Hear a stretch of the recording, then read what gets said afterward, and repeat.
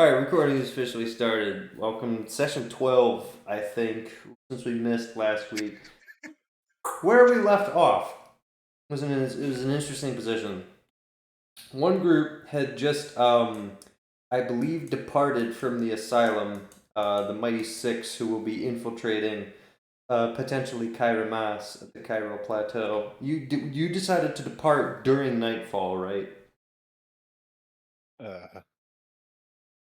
Did we? You can still make that choice because I don't recall. Last we left off, it was like Sunday at 8 p.m. and you had all assembled and were ready to roll out. I think we I actually don't know. I don't know either. But it's time to make a decision. I kind of feel like it was morning, but it's been a while. I can almost assure you 'twas not. Because we didn't tick off an active long rest. Because the other party in the Feywild left off at like 2 p.m. and last session we just caught them up. And now it's evening here too. And we're pretty much in the same situation with both groups. So no matter who we start with, both groups have to decide what exactly is happening. So I demand answers. Sunday, 8 p.m. What do? I don't even know where we are, bro. Alright, so remember how you got a bunch of mission information and then Lionel tried to argue? Yeah, we left for the Cairo Plateau. Yep. Right. And we met up with your dude. Yep. That's pretty much literally where we're at. So I have you on the Cairo Plateau map, but I don't think you've actually departed for it. That journey would take some time. But currently it's 8 p.m. and you're outside of the asylum. Yes. Yeah. Yeah, we met at the asylum. We were supposed to head to the elf place so we can get to the plateau. Yes, pretty much. Did we make it to the elf place? No, last we had left off, it was nightfall before you started the journey, and I wanted to know if you guys were long resting or not before you began this trek. Are we? I don't need it. What was that? We're not on a time crunch, are we? Well, depends. You may not, this is where it gets difficult, you may not know that you're on a time crunch, but the reality is that it's also 8 p.m. here, and if you long rest, we're probably going to jump to this group because Vitrus is about to give these boys a shopping list. So. Oh, for the love of Christ. Yeah. Honestly, we didn't do combat or anything, did we? Nope. Huh, then there's no real reason to long rest here. Yeah, you can pretty much just head out. In which case you'll make swift use of the time at hand, which I'm sure Xerxes is happy with. So, if that is acceptable, I'm gonna find a stupid wind ambience YouTube video that'll ruin my recommended for the next 2 weeks. Okay. Quickly though, why were there multiple ways to get to the elf place? From what I recall, Ilithor gave you some information on that, and it essentially boiled down to the fact that it's difficult to get in the plateau without being seen. There's a couple ways of doing it. You can't really just fly in because you'll be shot down in seconds. You can sneak in, and there's a couple ways to do that, the easiest of which is by Kairos, funny enough. Or you could potentially just walk and smarm your way in, which Ilithor is pretty confident he could do, but they're very different approaches.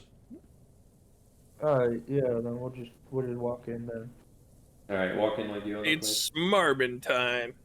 Alright, in which case the plan is unchanged. You would still depart to Kairos from the Lucine Asylum, which is the main wall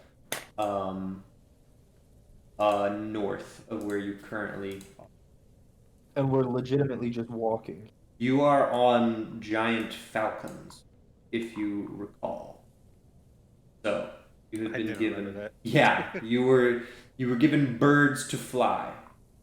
So 6 of you are now flying said birds, which will cut your travel time down substantially.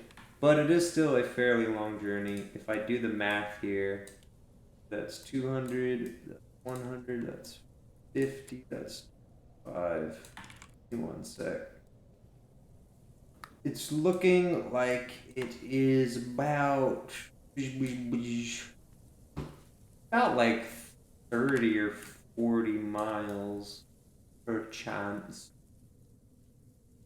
Yeah, getting to the getting above the mountain range just to the east of Karamas is about 40 miles. You're traveling on birds that can go a solid like 20 to 40 miles an hour, depending on how fast you push the birds. You're basically going to be there in 1 to 2 hours, depending on how much you care about the pace. If you're just going at a steady but relaxed pace to not wear down the falcons, you'll get there easily in 2 hours, if that is acceptable. Yeah, we want to go quickly but not kill anything. Yep, fair enough. So, Speak for yourself. Let's get killing. beginning the journey is a bit of a task. You were told that these falcons by some of the guards who were leaving them in your place, that they're not incredibly difficult to fly. They're well trained, but you do need to have at least some general sense and abilities in order to guide the bird where it needs to go. The most important job is the lead bird, because they're basically going to instinctually fly in a V formation. So whoever's actually leading has the toughest job in terms of handling the animals.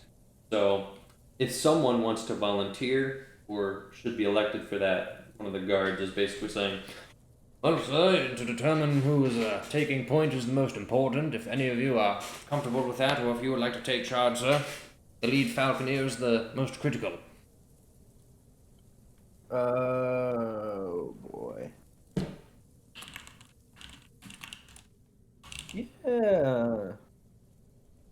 Sure. Very well, sir. I am sure you will get the hang of it. Alright. So, are you the lead falconer, Sable? Yeah, that sounds like a great idea. Alright. Roll an animal handling check. Good news is he actually has a +4 to that. Oh, he's totally fine. 18. Alright. It takes you a little bit of practice to kind of understand how to use the bridle and get the bird to do what you want it to do, but it's a pretty intelligent creature. Without too much effort, you get it off the ground, and now the others generally are fairly simple to fall into formation. Technically, I should probably make the rest of you roll animal handling checks, but they're going to be much lower. So that would be Cagliari. I'll roll How's for a big Ravenna 4? and Ilithor. Oh, you Dingleberg. Hold on. I'm a corpse. Animals probably don't like me. Yeah, it's fair. I gotta roll for Ravenna. Ooh, Ravenna also sucks. Ilithor, my beloved, where's your character sheet? I'm getting out my real dice. That's- D&D Beyond That's reminded fair. me. They're trash. It is a wisdom modifier. So, Still need to make an actual character sheet, but for now, yeah, 13. that is fine. Alright, so, Ilithor, Ravenna, and I think Cagliari all freaking tanked it. And their birds are, like, refusing to lift off the ground. Smart fella, and has Rainey rolled yet? Oh no, I forgot that I have 2 Yeah, characters. that is gonna be your fun task of juggling. I was gonna say that smart fellow should totally have like proficiency with animal handling. He probably should, and he probably does. I got a 16 All right, good. for the other for The smart fella and Rainey are quickly able to get their birds off the ground and following Sable, and meanwhile, the Falcon Rider doubles back and goes, "Oh, what is going on here? No, this is all wrong. You fools have never ridden falcons before, clearly." And then Ravenna goes, "Excuse me, sir. I'm a princess, so have some respect." And he goes, "Yes, my lady, but you need practice. Here, let me show you." And she goes, "I can do it. I'm fine. Just give me a second." And then the Falcon Rider goes over to Illithor and Cagliari and attempts to help you, letting you re-roll. All right. Ravenna just I'm gonna has use the to. golden die here. Yeah, don't. Ravenna just has to figure 13. it out. All right, that's better. Get your Falcon off the ground after the Falcon Rider calms it down. And Illithor is gonna re-roll. Still having trouble. What a hero, which means it's him and Ravenna. After some time, Sable, you look back and your guys are slowly filtering in. So if you want to slow down while they catch up, that's fine. Takes Illithor a little bit more time to get off the ground, and Ravenna finally is the last one to fall in line. And then immediately upon setting up your initial formation, it pretty much the birds just naturally gravitated towards a V in the order that they came in. Ravenna is screaming in the air. Roll a perception check to try to identify what she's saying. It's very windy up here. Any of us? All of us? Anyone who so desires. Cagliari can probably hear her fine, because she's right behind her. 23. A 23 will do it. You can hear Ravenna yelling across the thing. Why do I have to be in the back?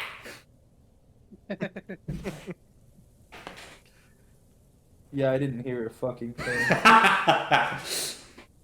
Alright. In which case, the journey has begun. It's smooth riding, I guess. I can't really say sailing at all. Alright, less trees, more wind. Windy You're sailing hilltop. the wind. This is better. This is Windy Hilltop. Thank you, Michael Gelfi Studios. Dude, Best I was gonna audio say the tool last for one tabletop. just sounded like a blizzard. For real. But alright, you're in the sky. You're airborne in your flying V. Don't know if Illithor has anything. I don't think I have. No, I don't have message, so I can't easily communicate with you. So Illithor is just gonna try to yell over to get your attention. Say when he's gonna say, "Hey, Sable!" Do I hear him? That's a good question. If your passive perception doesn't suck, you should be fine. Oh yeah, you hear him. He's not that far away. He's only like 15, 20 feet, and he's pretty loud. So you hear him. What? When we get closer, I'm gonna have us go down behind the ridge. We're gonna need to approach on foot. I don't think we'll be too suspicious because it'll just look like a bunch of birds, and I know the elves aren't too attentive until we get over their territory. But either way, I figure we should play it safe. So... Okay. Just keep an eye out for me. The ridge will be up on the left. When I dive, if I can get this dang thing to dive, then I advise we all do the same. Okay. And then, like, what's in front of me? Like, do I see what he, like, a good ridge to, like, get on, or? Is there? Not yet. It's pretty far away. Where you're currently crossing is entirely through the mountains. So there's not a whole lot of grass in sight in terms of where you are. You are currently in the mountaintops. Mount Lucine is to your northeast, which currently is just slightly to your right and ahead of you.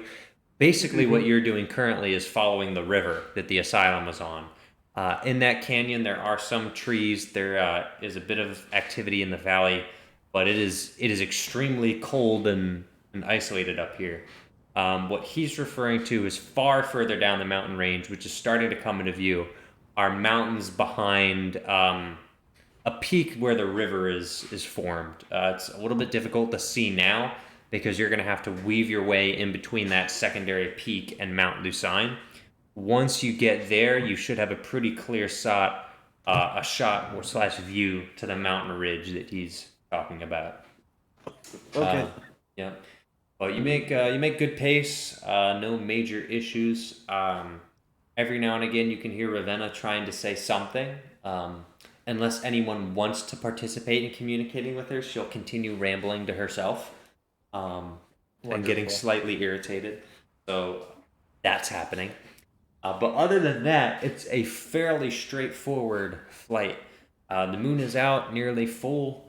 Not a whole lot of cloud cover, but so you're easy to be seen. But easy to see as well. Yes. I'll shout back to Illithor. Mm-hmm. When you see it, give me a shout, and then we just keep moving. Aye, shouldn't be a problem. We have plenty of time to make our descent. All right. Sweet. So, after about half an hour or so of flying, you curve your way through that first arc of the valley, now parting from the river. And now a larger mountain comes into view. This is about the second largest mountain in this ridge outside of Mount Lucine, which is comedically massive, by the way, like Mount Everest size. This mountain is the second largest peak in the mountain cluster you've seen, and now it's visible now that you've crossed the mountain where the river forms, that secondary peak off of Mount Lucine. Mountain. Yeah. Oh, you just said mountain a lot. Okay. Yeah. There's a lot of mountains here. You're in a mountain range. There's gonna be mountains. I So. just like to imagine that smart fellow pointed. It's like, yes, smart fella. Uh-huh. Good. Yeah, it's actually a straight shot from here. The range dies down, lots of smaller foothills before that major peak. And as you approach that, Ilithor says, I think we should make our descent now. Kairamas is to the west of that peak there. Yeah, to the west. I was going to say east, but it's incorrect. Not the best with directions. I kind of just know. I know which way I'm supposed to go, but it's not so easy for me to remember what each way's called. I don't know. No. Okay, so I'll since I'm the very capable and handy lead, I'll Yep. take us down to the Here we go. left All right, so down to the left. Yep. in a wide berth. I want to make sure we're not seen. Mm-hmm. So the mountain is pretty large, so with a slow, steady descent, it is very easy to stay behind the cover of the mountain. Now, you haven't really seen any signs of any elven architecture, but you're imagining that's ideally for the best if you just stay tucked behind this mountain and trust that Illithor knows where he's going. You should be obscured the entire time. You fly close to the mountain, and eventually you land at its base. Everyone sort of lands a little bit scattered. Sable, your bird has no problems. Illithor, Rainy, smart fella. Cagliari is just kind of going wild now that the formation is stopped, and so is Ravenna's. And Ravenna is incredibly annoying, being like, stupid bird, calm down, idiot! And just starts like smacking it on the back of the head. Yeah, she's like open palm hitting it. Like, Yeah. And the bird's just going like, Wow, she's gonna lose a finger by the time we land. yeah. At some point, all the birds are landed, and Illithor is trying to go down, make sure that they're tied up. Illithor does say, I do have a question. Are we planning on returning are these birds? Because if not, it may just be best to let them fly off.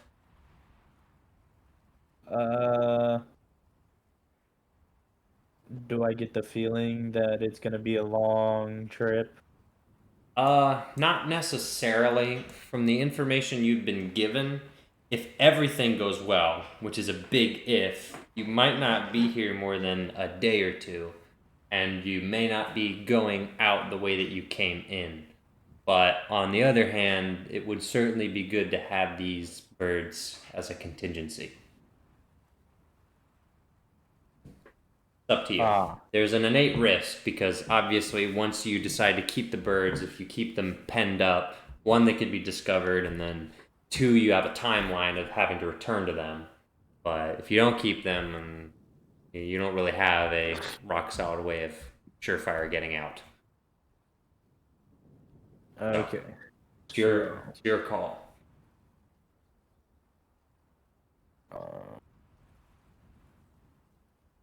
Oh shit. I'm trying to remember the discussion I had with Xerxes. Did he mention a faster way to get out? He Or did not. His concern was primarily you getting them access to the Feywild. And he didn't mind if you guys made your way there, but you need to make openings for them and then re-communicate that to them once it happens.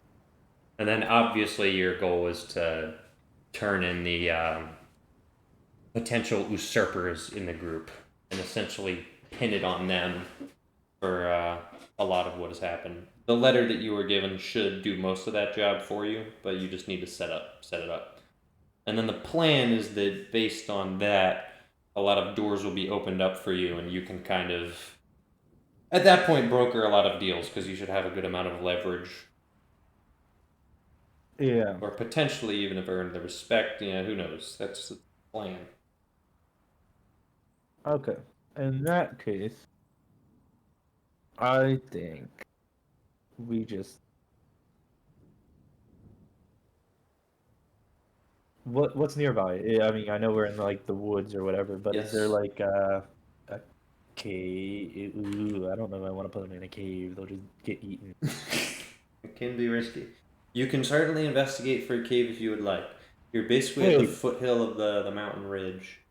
No, these things are massive. They could probably fend for themselves. They are large and they could fend for themselves. It's just if you tap their leads into the ground, one, there's no guarantee they'll stay there if things get dicey, but two, then if you let them free, it's like you don't know if they're really going to stay here or stay around the area. They're certainly well trained, but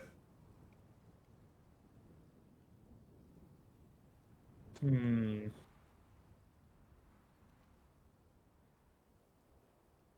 Is there a cave? roll perception or investigation.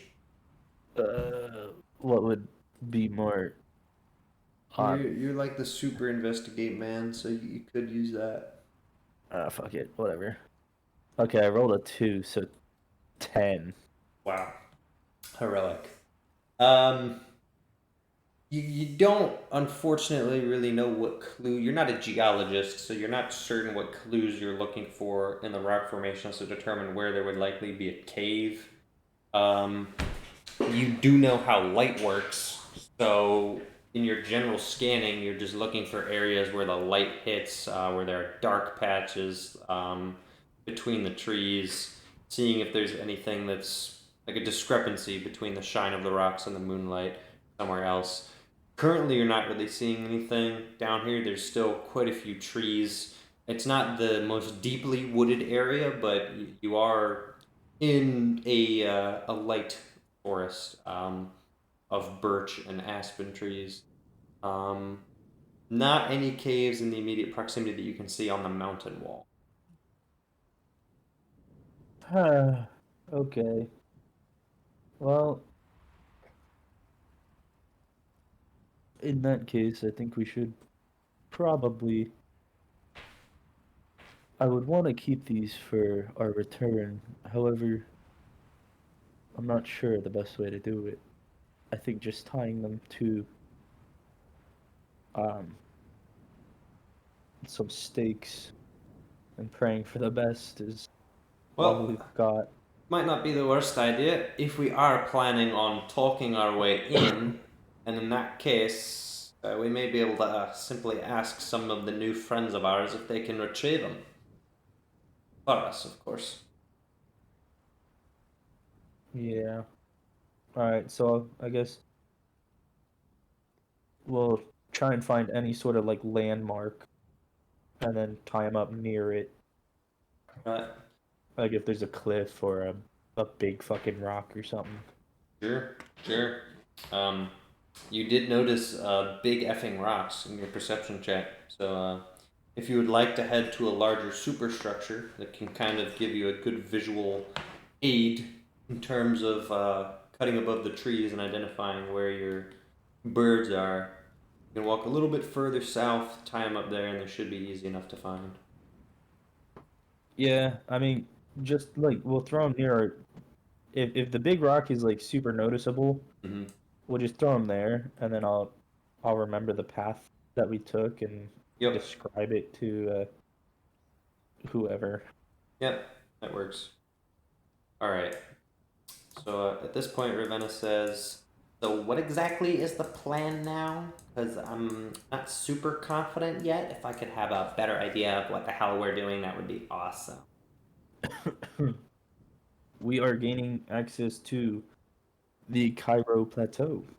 Yeah, right. I know that, genius. But I mean, like, how are we doing that exactly? Is Elf Boy gonna work magic Elf Boy things or what? Well, Yes, I'm not a we will boy, do. but essentially, yes, that's what would be happening. There are certain ways of dealing with the guards here that, if the rules haven't changed since I left, which I doubt they have, I have a really easy way of getting us in. But after that, it's going to be a lot of talking, which I can do some of, but they're more likely going to want to hear from you.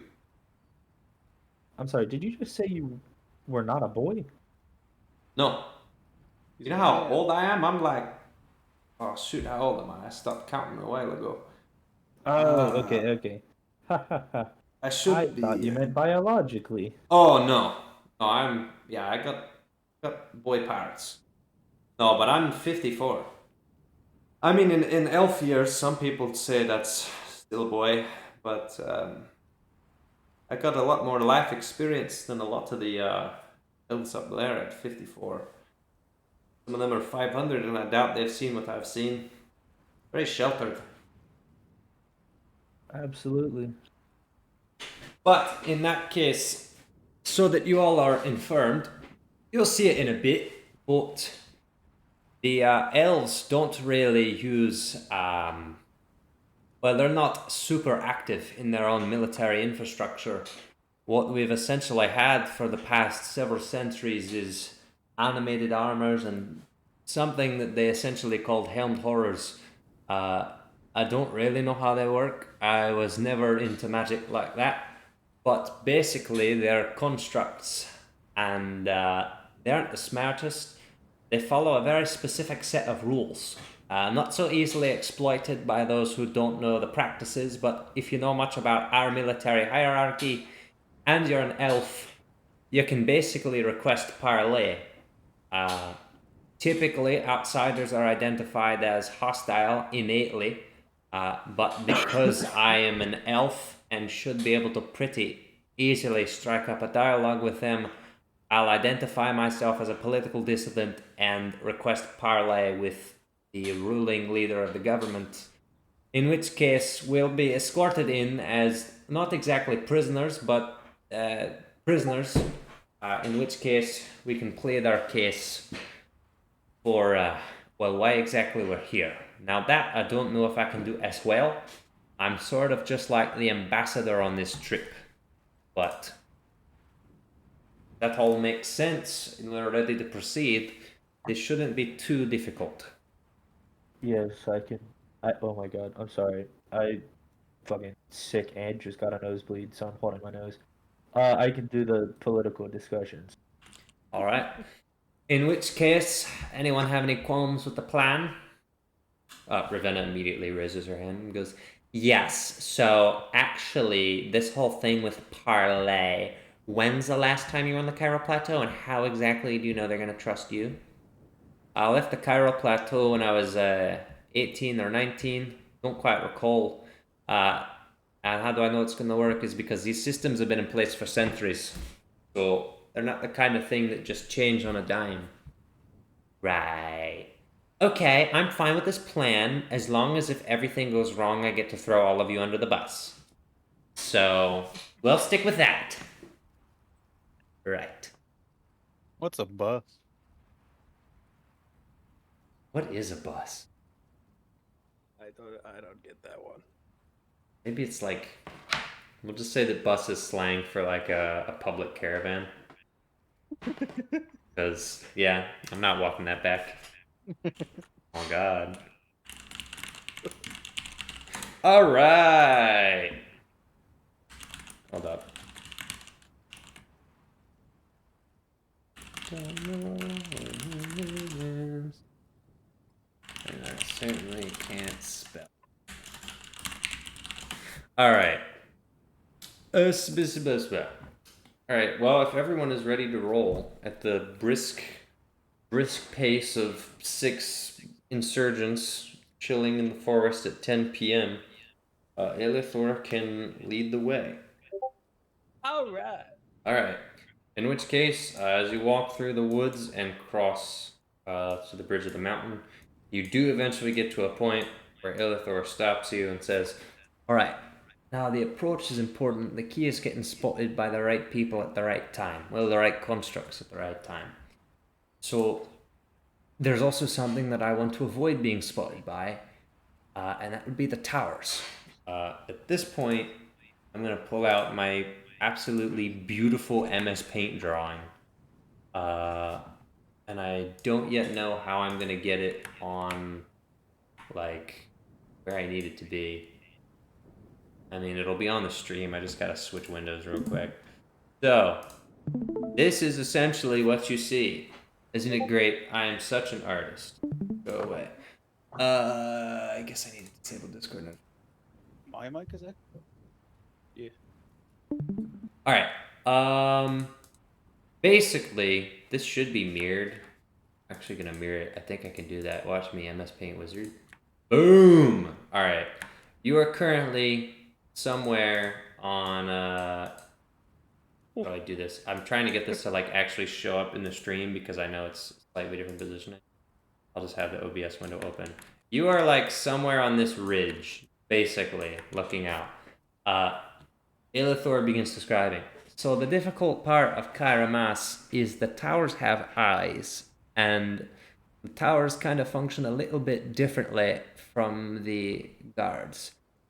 There is a weakness in the system in that if you don't get spotted by the towers, or if the guards catch you first, it won't necessarily set off the system of alerts that will immediately breach our position and location.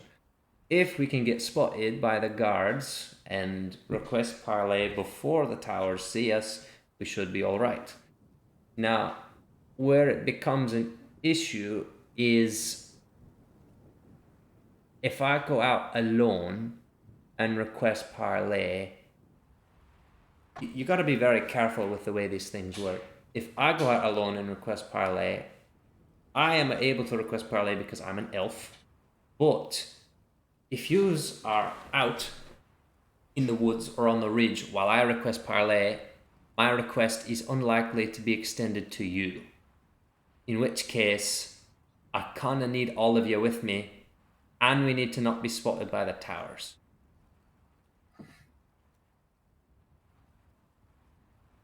So in other words, how good are you all at sneaking? I'm good. Oh, wait. Do I have? I might have something for that. Do you now? That would be I- useful. Perhaps might.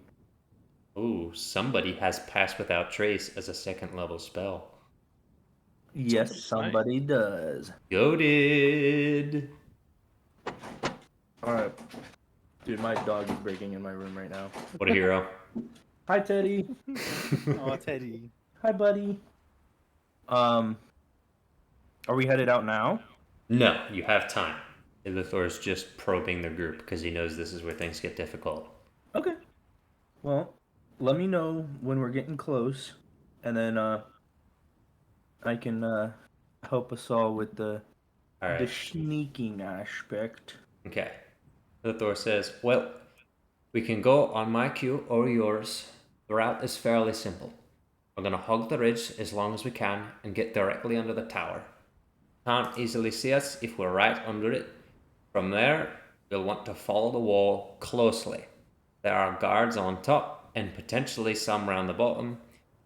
If we spot an animated armor, things get a little bit difficult. We want to be spotted by a helmed horror because they're the ones we can actually request parley with. So, if we see an animated armor, they are not... we might just have to kill it right quick. The benefit is that parley is a form of surrender, so even if we kill a few of them, we can still go to the helm tower and lay down our arms, and we'll probably quickly get overrun, but at that point we'll be in their hands instead of the towers automatically tattling on us, if that makes sense. Okay. So, plan essentially, again, stick to the ridge, stick to the wall, hope to find a helmed horror. If we find animated armor, beat the crap out of it before it can do anything, and immediately parlay with the Helmed Horror before the towers see us. Make sense? Shoot for helmed horror. Sure. All right. Beat the crap out of armors.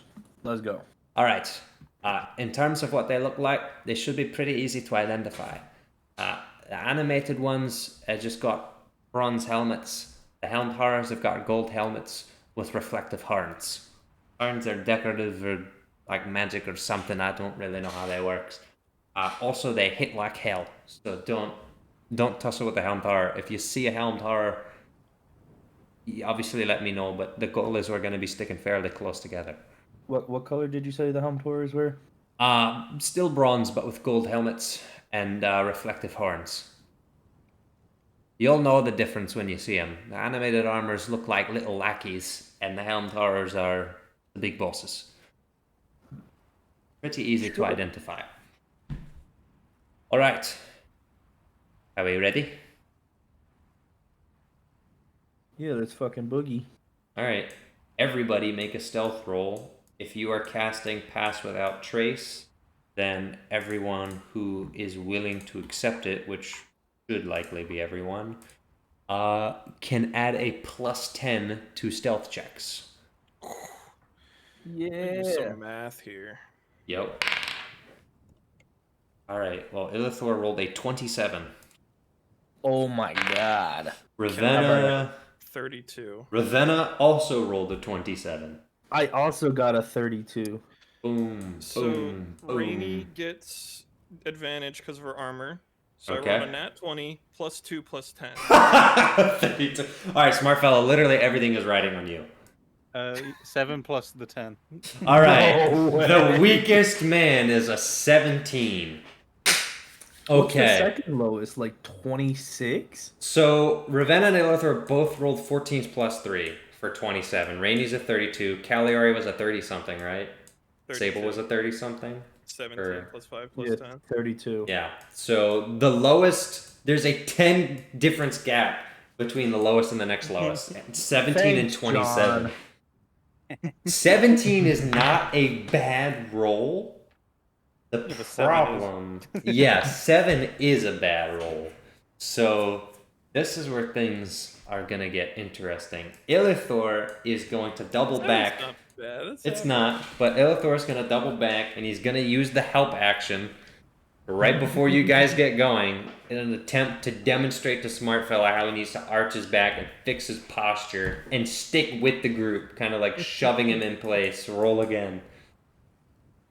This is your last saving grace. Oh, I forgot to add my dex.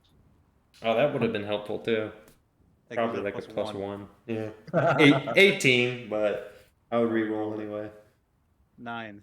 All right, well So that's 10 plus better. 10 is 20. Dirty 20. A dirty 20 is acceptable. Illithor's like, all right, it's not your thing, but it's okay. It's all right. All right. And then he takes the lead. All right. So at this point, your guys' first goal is to completely hug the ridge. The first tower in sight. Oh, I should probably stop streaming MS Paint because now I'm back to Mapmaker. Your first goal is hugging the ridge. The tower itself is extremely weird. The design appears to have intricate runes at the top and a small slit that, while seemingly unassuming and just looking like a window hole, has a glimmer inside of it. And when Illithor said they have eyes, you're thinking that's not necessarily metaphorical. Like these are literal watchtowers. So your first goal is to get under the towers so that you can be in the blind spot, which isn't too hard following the ridge, but this is the most risky part. So with an 18, the watchtowers are rolling, and they're not necessarily an easy thing to beat. Okay. The watchtowers on a check. The first one is looking out. The second one is further on the other side and is extremely far away. So even though you can see it, Illithor isn't worried about it. The two watchtowers are basically on either end of the mountain, and their goal is to make sure that no one can do what you guys are doing. But miraculously, even though there's a good chunk of time where you're not in the blind spot, you never see the glimmer of the eye reflect towards you. And it was just in time too. When the watchtower's eye glimmers, there's a streak of what appears to be something that looks like moonlight that rains down on the shadows that you guys are inhabiting, and one nearly swipes the entire group. Elithor picks up the pace and tries to keep everyone together. Smart Fella's struggling to stay in sync with the way that Elithor told him to tiptoe, and he just barely snakes by into the blind spot as the sweeping light of the eye shuffles right past him. You are still undetected, just barely. The watchtower rolled extremely poorly. Alright, now, in terms of scouting the actual ground where troops are, the wall is very slightly arched outwards, so you can track your eyes along most of it while you're sticking towards it. And there are animated armors that appear closer towards where you presume the gate is. You haven't actually seen the gate, but it looks like there's at least 2 animated armors, probably literally hundreds and hundreds of feet away. It's a little bit difficult to see. The only reason it's somewhat easier is because the fullness of the moon is giving you a good bit of light. Elithor is very slow at this point. He's essentially signaling for you guys to all stick extremely close to the wall, which means you pretty much need to go single file. So if Elithor is leading, I'm going to assume Sable's behind him. Ravenna's going to attempt to shove her way into 3rd position if Cagliari doesn't stop her. Well, as long as it doesn't like slow us down, I would probably be behind. I would probably be taking up the rear. That is make also sure fine. everybody's- You can let people pass you, in which case Ravenna's going to crowd Elithor, and then Smart, Rady, and Cagliari can figure out what positions they want. I'm just gonna be helping Smart Fella because I know he's a little special. Excellent. Smart fella's having a good time on his tippy toes attempting. Rainy, because she rolled so well, could she like help him know where to step? Like, Oh yeah, that's fine. At this point, Smart fella's having a little bit of an easier time because now it's single file, and I think he understands how lines work. So I think there's no guarantee. He's not like Meteor Dome. Yeah. All right, roll for intelligence. He's all right. All right. I would help anyone know where to step, man. I'm not. Now, Intelligence plus 0. He's 10 intelligence. All right. so, Average. Oh. so walking a little bit further, He's smarter than Cagliari. Elithor says, "All right, here's the problem. If we venture much farther forward," and he looks back at the tower and he says, "we might be out of the blind spot. So, whatever happens, we need to make sure that if we're spotted by the eye, we're already in possession of the animated armor. That'll completely change the alert status of what the eye sends out.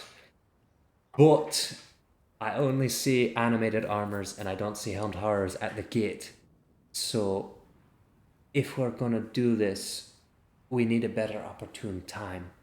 We're still in the blind spot. The animated armor only have a blind side of, I think, 200 feet or so. More than most, but we're well out of range. What's more concerning is if we don't get a helmed horror out here, I don't think we can continue moving." For the love of God.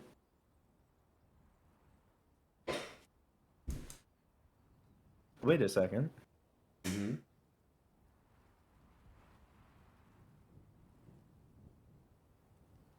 Oh, rats.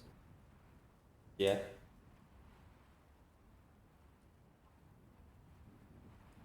I was thinking of disguise self, but I don't have anything for anybody else. That could potentially. You It's not useless. could disguise yourself as a helmed horror so that the alert status changes. You would just have to see what one looks like. That's the key. Hmm. Are you saying this out loud? Yeah. Alright, in which case Elithor doubles back and says, "That might work. There's 2 elements to this, but it gets complicated. If you disguise yourself as a helmed horror, which I mean I could describe what they look like, but I imagine you'd need to see them, then if the eyes spot us and we're already in your possession, the alert status will change, but it won't open the gates. Helmed horrors are the only ones who can open that damned gate. So, even if you disguise yourself, you would have to have either some way of communicating with the Petrifier animated armors to go get another helmed horror, or we'd have to find some other way of getting in. And it would look suspicious if we don't move swiftly, and if you can't command animated armors. Okay, in that case, what if we distracted the animated armors at the gate, and then like to try and draw one out?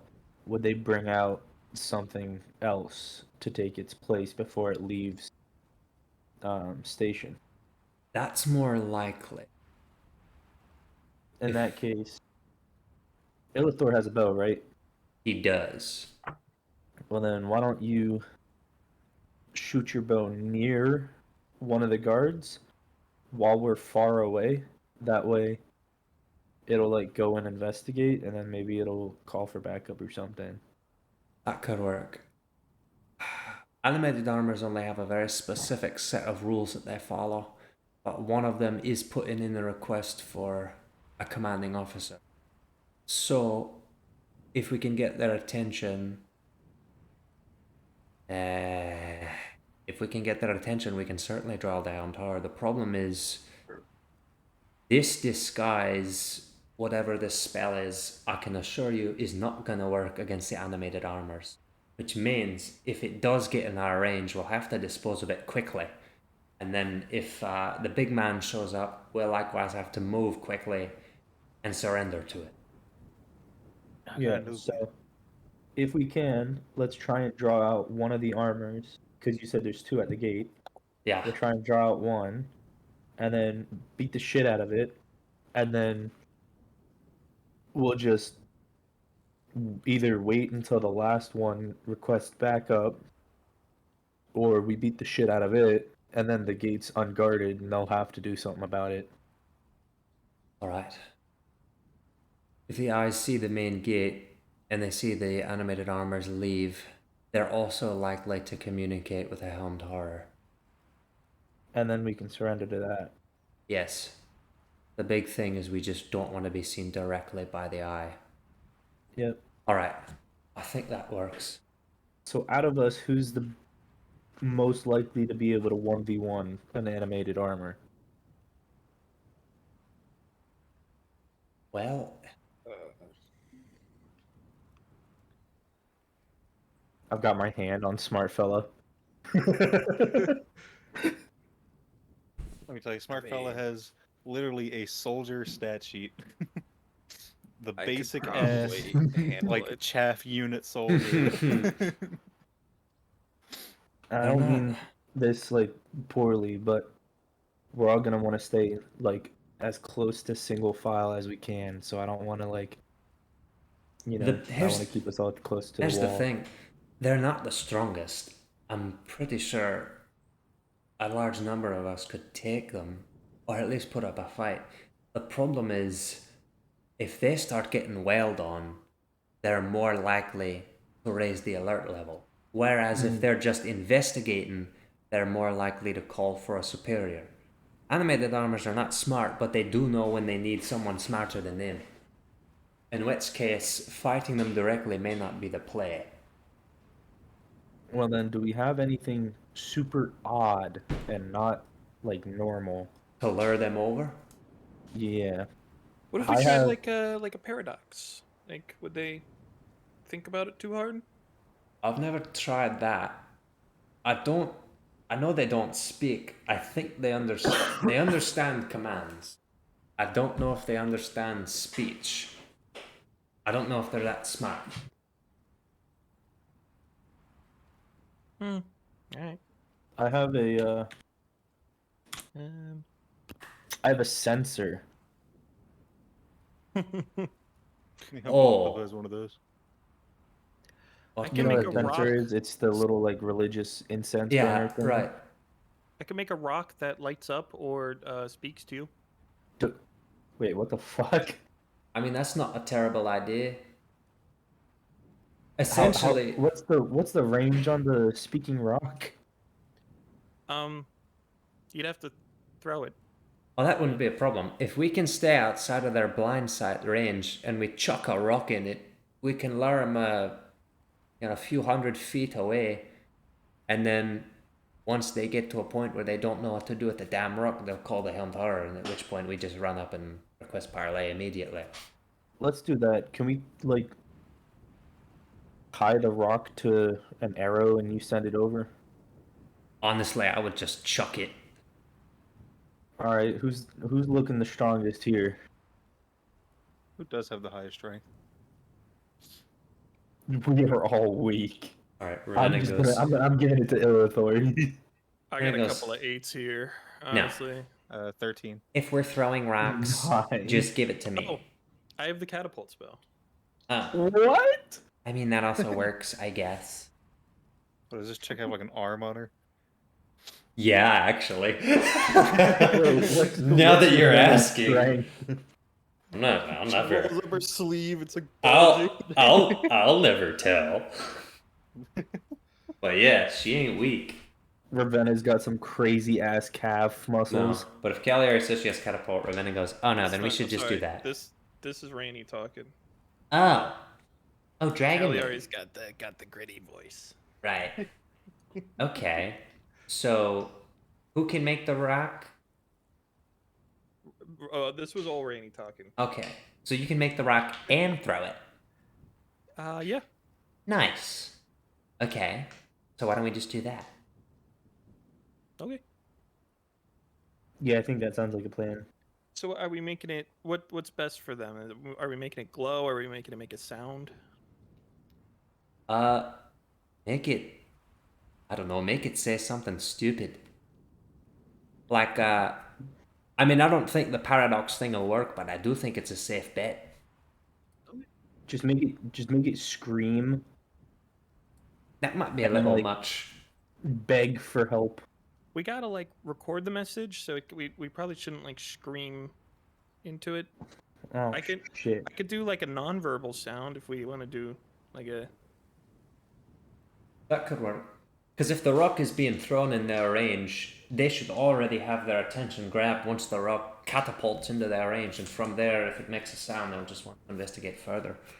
How far away are they from us right now? Like 400, 500 feet. Oh, that Wait, is out of the wait. range of the catapult. Oh, yeah, you would have to walk up, like, to, A like, the little bit. border of their sight and then chuck it in. Rain, So, what languages do you speak? Oh, a common, draconic, dwarvish, elvish. Let's try Draconic. Are you sure? I mean, they're elvish creations. Exactly. So give them a speech in Draconic, and then chuck the rock over there, and they'll have no idea what the hell you're saying. Okay. yeah, to be honest, I don't know if they understand Elvish. I've tried talking to them before. They just kind of give you blank stares.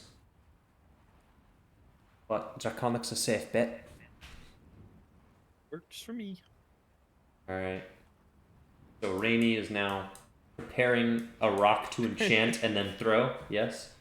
Yeah. Alright, how far can you throw Magical. it with catapult? Catapult says an object flies in a straight line up to 90 feet in a direction you choose before falling to the ground. Alright, cool. Elithor says, alright, so here's the plan. I have a pretty good estimate of what their range of sight is. We'll get close to it, but not too close. You'll chuck the rock and then we'll all head back. We should probably all travel in a group though, because I think what is this spell requires us to stick together, right? Or does it? No. I don't think so. I don't know if it does. It says when you're casting it, the range is 30 feet, but I don't know if you actually have to stick together. For the duration, each creature you choose within 30 feet of you. I'm going to mandate that you have to stick together. Yeah. That kind of just makes it easier. It makes sense. I mean, it says for the duration, each creature within 30. Yeah. Yeah. We'll see. I think it lasts. Hey lasts a man, while, right? whatever the Yeah, DM concentration. wants. We'll say that. All right. In which case, the plan is now thus: you have to walk forward, close to but not inside the border of their detection, enchant, chuck a rock, and then probably run further back and hope that they call for a superior. Yeah. All right. Now, in terms of the execution of this, I guess this is all gonna be like. This is kind of multifaceted. I'm trying to figure out what rolls to even make you guys roll. We don't need to really re-roll stealth. But Rainy, you're probably going to want to roll like sleight of hand and potentially deception. That makes sense. Okay. You want both or you want both? Probably both. All right. Well, nat 20 on the sleight of hand, Okay, excellent. and a big 10 on deception. All right, excellent. So you guys move further up as a group, maintaining your veil of shadows. Illithor stops Rainy, like he puts out her hand and stops, and then says, "I should be close enough. Give it a chuck." And you are free to cast whatever spell on the rock and then catapult it over there. All right. I'm gonna use my magical tinkering Yep. to imbue a tiny non-magical object. It will say, "This sentence is false" in Draconic, Yep. and then I'll catapult it. All right. The rock is catapulted. Illithor instructs you to draw back so that if it wanders closer to you, that you're not in the range of the armor. The rock yoinks 90, 100 or so feet, plonks on the ground, and you can hear it. The animated armor looks over, and for the first time you can kind of see its face, its dumb helmet and its little sword. It just looks over, it sees the rock trickling on the ground. And then, of course, you hear from a little bit further away, in Draconic, that statement.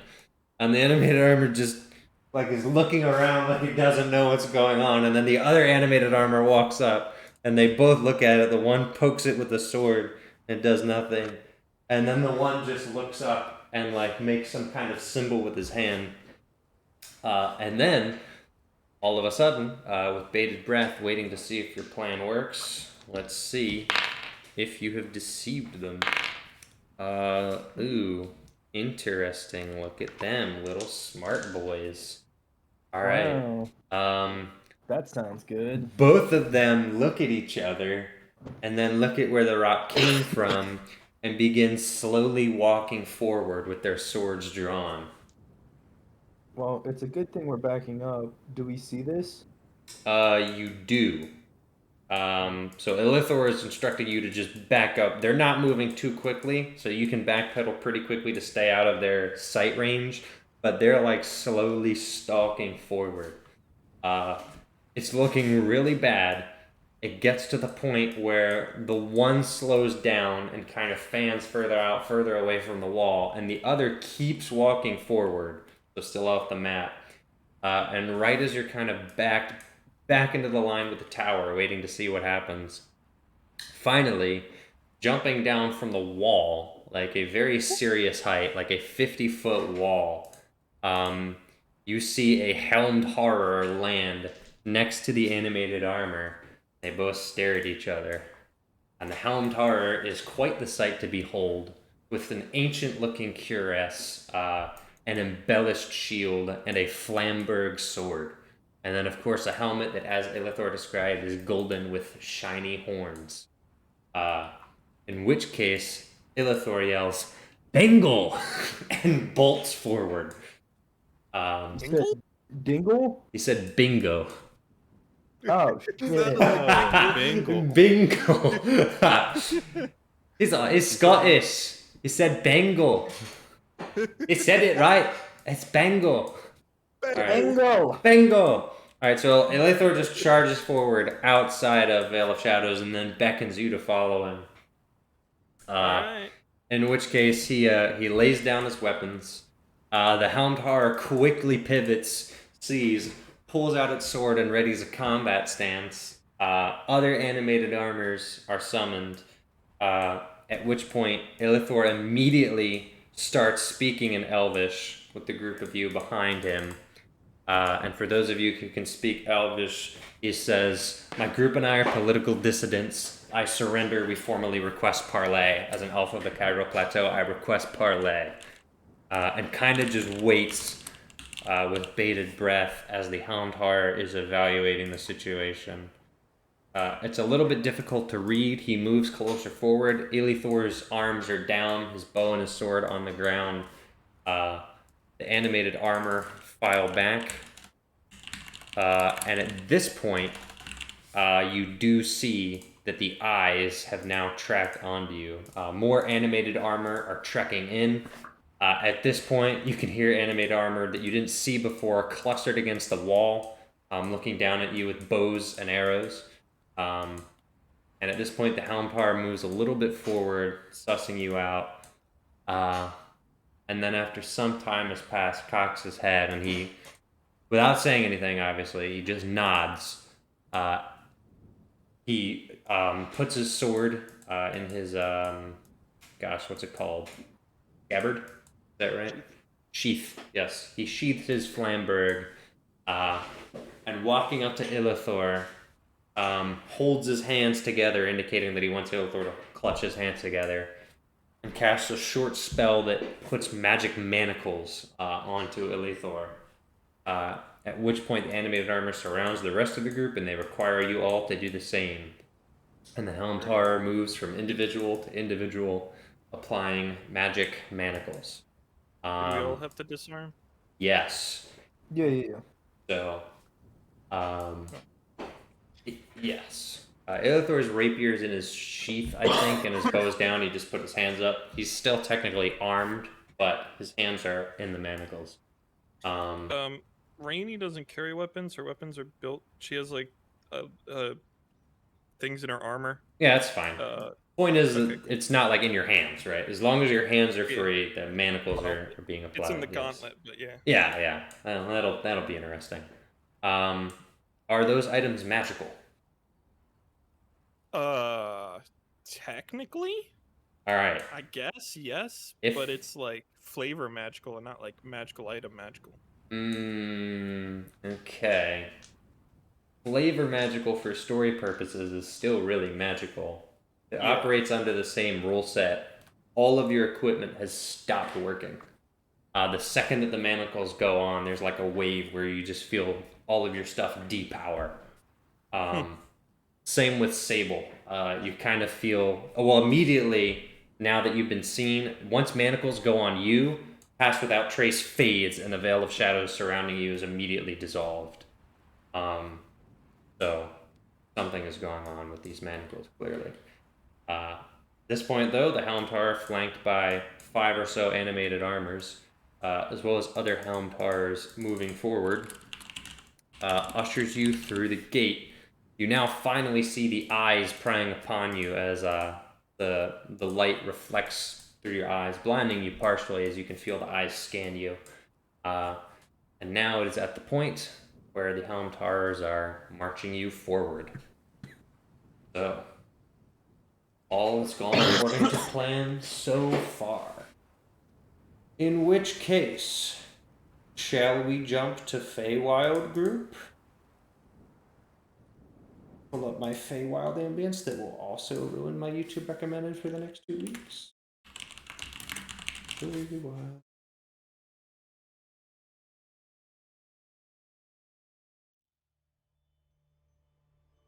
Thank you, Mike. True hero. All right. It is 8 p.m. Are both Johns still alive? Yes. Well, that was something. I didn't hear much from Jail and John, but there was a. All right. It's about 8 p.m. You've been busy discussing your options. What even has we've had interpersonal drama resolved with Cassius Finch. We had lots of fun discussions. And as the evening is wrapping up and the sun is setting and the camp is finally calming down, the animated armor that you gifted to Vitras walks out with a scroll in his hands and hands it to Malachi.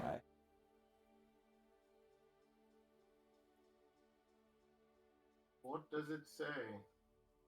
What the fuck? I could hear him on my end, and then like a second later, my ears.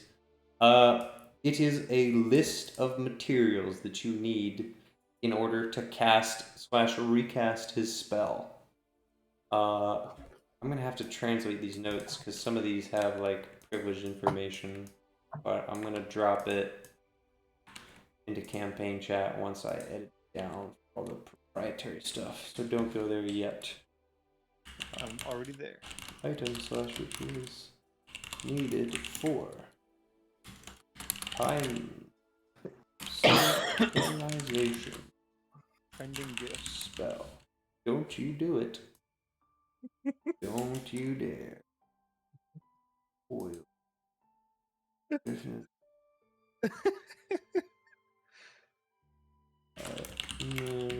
Nah. What's so funny? Tuck. You put the I Happy don't- Memorial Day gif in cafe chat. Nice. This God. Memorial Day weekend. Alright. Alright. Alright. I'm almost there. Saturday? Alright.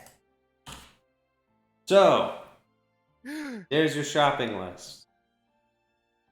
Some items he has, some items he needs in order to complete this funny little spell. I don't not feeling this music. Where's the music I was actually using? This one. Also by McCoy. Yeah, I don't want it to be dominating in either this. I don't want it to be dominating anywhere, basically. What? The background audio. Music. Oh. Audio. I keep it very low. You can't even hear it. I can hear it. You guys should be able to hear it. Dirt from the material. can be plane. Alright. Yes. Yes. Animated arm at this Top point already stop. runs back. The top stop. Top stop? Oh. That's not correct. There we go. Yay! Dirt from the material plane. I got a jar of dirt. Pretty much. Alright, well, Malik is immediately gonna move over and inquire / read from the list if Malachi hasn't shared what's on it yet. Then she'll go young. That's fine. I'm definitely reading it in front of like the people, my inner circle. So Your inner circle. FS in the inner circle. yeah, because he's my little protege. Alright, excellent. You just abducted me. I'm just a guy.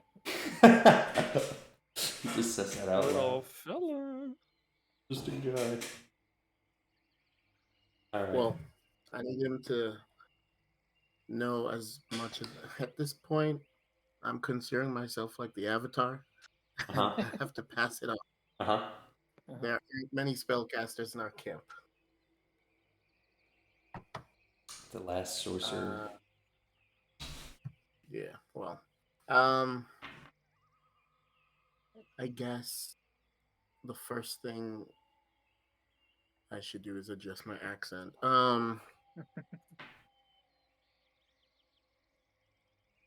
Hey, is there somewhere we can get mud or dirt from the material plane? Like, is that still going to be on people's boots? Marched for some time. I was thinking the same thing, and I doubt it. I Does it- don't think we could tell it apart if it was. Does it say how much he needs? We may want to simply ask directly. One, it would be difficult to determine which dirt is from where, but if we need pounds of it, then absolutely not. Well, could he? Is he not here with us? No, he just sent the little armor man to deliver that to you. I'm guessing he's in the house. Beautiful. Where is he? How far are we from the house? Yeah, not too far. Camp is like half a mile out from the house. Like a Would bit of a you walk. say it's within 120 feet? No, not within 120 feet. This map is not to scale. You do not have the privilege of a one-to-one map here. This is actually 60 feet. So, no. Okay. What if I just move close enough? You're still gonna have to walk a substantial. I mean, you're gonna have to walk within 120 feet of the house. So the problem is like half a mile, right? Is like how many feet in a mile? Fine. No, it's fine. It's How fine. many feet in a mile? No, hold on. I'm gonna explore the depth of your land. 5,280. Alright, that's what I thought. 5280. tomatoes. I'm saying it's a quarter of a mile. So you're already gonna have to walk 1,300 No, I'm not- feet. So you just want to walk 1,200 feet instead of 1,320 feet. No. I mean, I'm you can not- you can do that. I'm not going to walk at all. Okay. What? We're gonna look at the things that we can do. I think I should have some fine robes. I don't know if that means like this is not very specific. So can I just take 5 minutes and just use sending? Yeah, to prevent yourself from walking, you can do that. Yeah, what's the point? And while I do that, this time I'm actually teaching FS sending. Oh, okay. All right. Is he equipped with learning that? Let's find out. Just clicks on, and you see FS. Oh shoot! Whoops! Ignore this one. Ignore this one. I'm teaching. He can cast second level spells. Isn't sending a third level? It is. Ah, yeah, he's not quite there yet. I'm still gonna try to teach him. You absolutely can. Yeah. But it's 2 Arcana checks. Okay. 2 Arcana checks. Hmm. I got a Th- 23. This one's different too because it's a ritual spell. My Alright. mic was facing the wrong way. So Fart Smeller actually is getting the hang of this a lot, and even though this is a fairly different spell in the sense that it's a ritual spell, kind of understanding the principles of how it's working. He actually really likes ritual spells because you're following a very specific set of rules in order to get something done, which means it's kind of more akin to wizardry anyway. So he takes to it like a fish to water. He understands it, but even though it sinks conceptually, something is disconnected in terms of his connection with the magic. There's something that he's missing, whether he needs to learn it more, study it more. There's some primitive element that he's not understanding, even though he's kind of understanding the nuances of it. Still missing something. In which case, you're gonna need to spend a little bit more time practicing, studying. Perhaps once he gets to the archives, levels up, then he'll understand better. It's fine. I'm just But- like I imagine like I'm explaining the symbols that he has to draw to him while I do it. And then I cast sending while I have like my hand on his shoulder. Mm-hmm. It's kinda like he gets to hear the sending in his mind Yep. as I send it to someone else. Yeah, that makes sense. Okay. I'll allow it. You both rolled very high.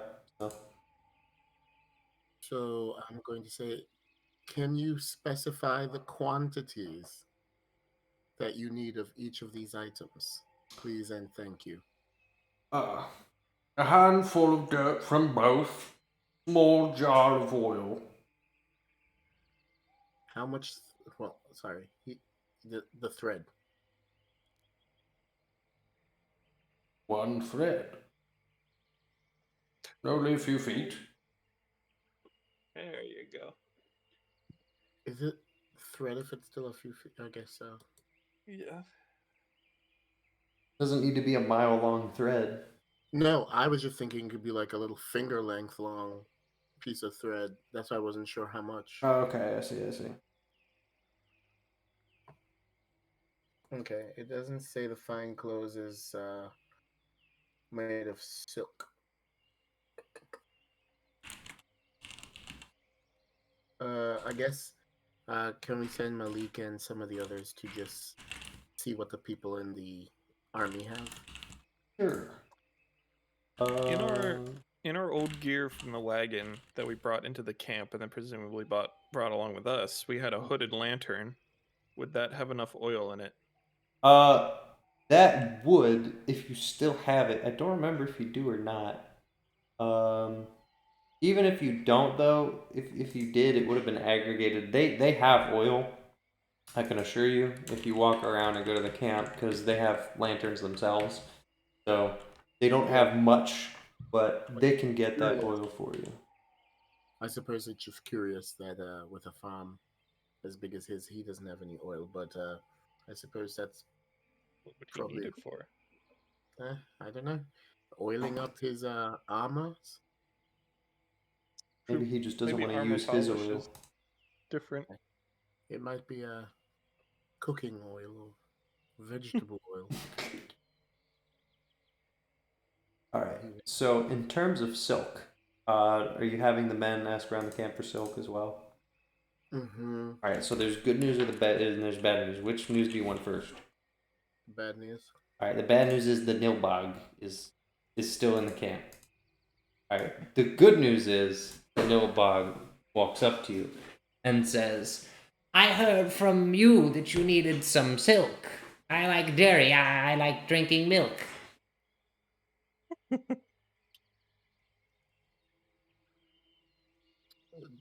Two. He has a terrible smile on his face and a completely blank stare after saying that. Describe the terrible smile. I am. Oh, his webcam's up. Oh, fuck. All right, Nilbog. Yes, I do detect.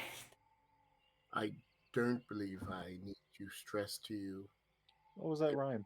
being timely and being quick. Where can we get silk? I wear it now on my clothes, my fancy robes of thond and those. What currency do you use here? Any money will do. Some coins, perhaps a few. Yeah, I give him like 2 silver. Very good for me, sire. I will give you what you desire. And he like feels around and he just kind of like, and he cuts off the end of his robe with a knife and he hands it to you. All right, well now we've got silk. Thank you, Nilbog. You're dismissed. Thank you, sir. Very good. Something, something. I like hoods. That's not a good. Whatever. As far as I he can tell, thinks as long it's as he great. believes it rhymes. He thinks he's a then it genius. Works. I think the hardest part here is definitely going to be the dirt. Yeah.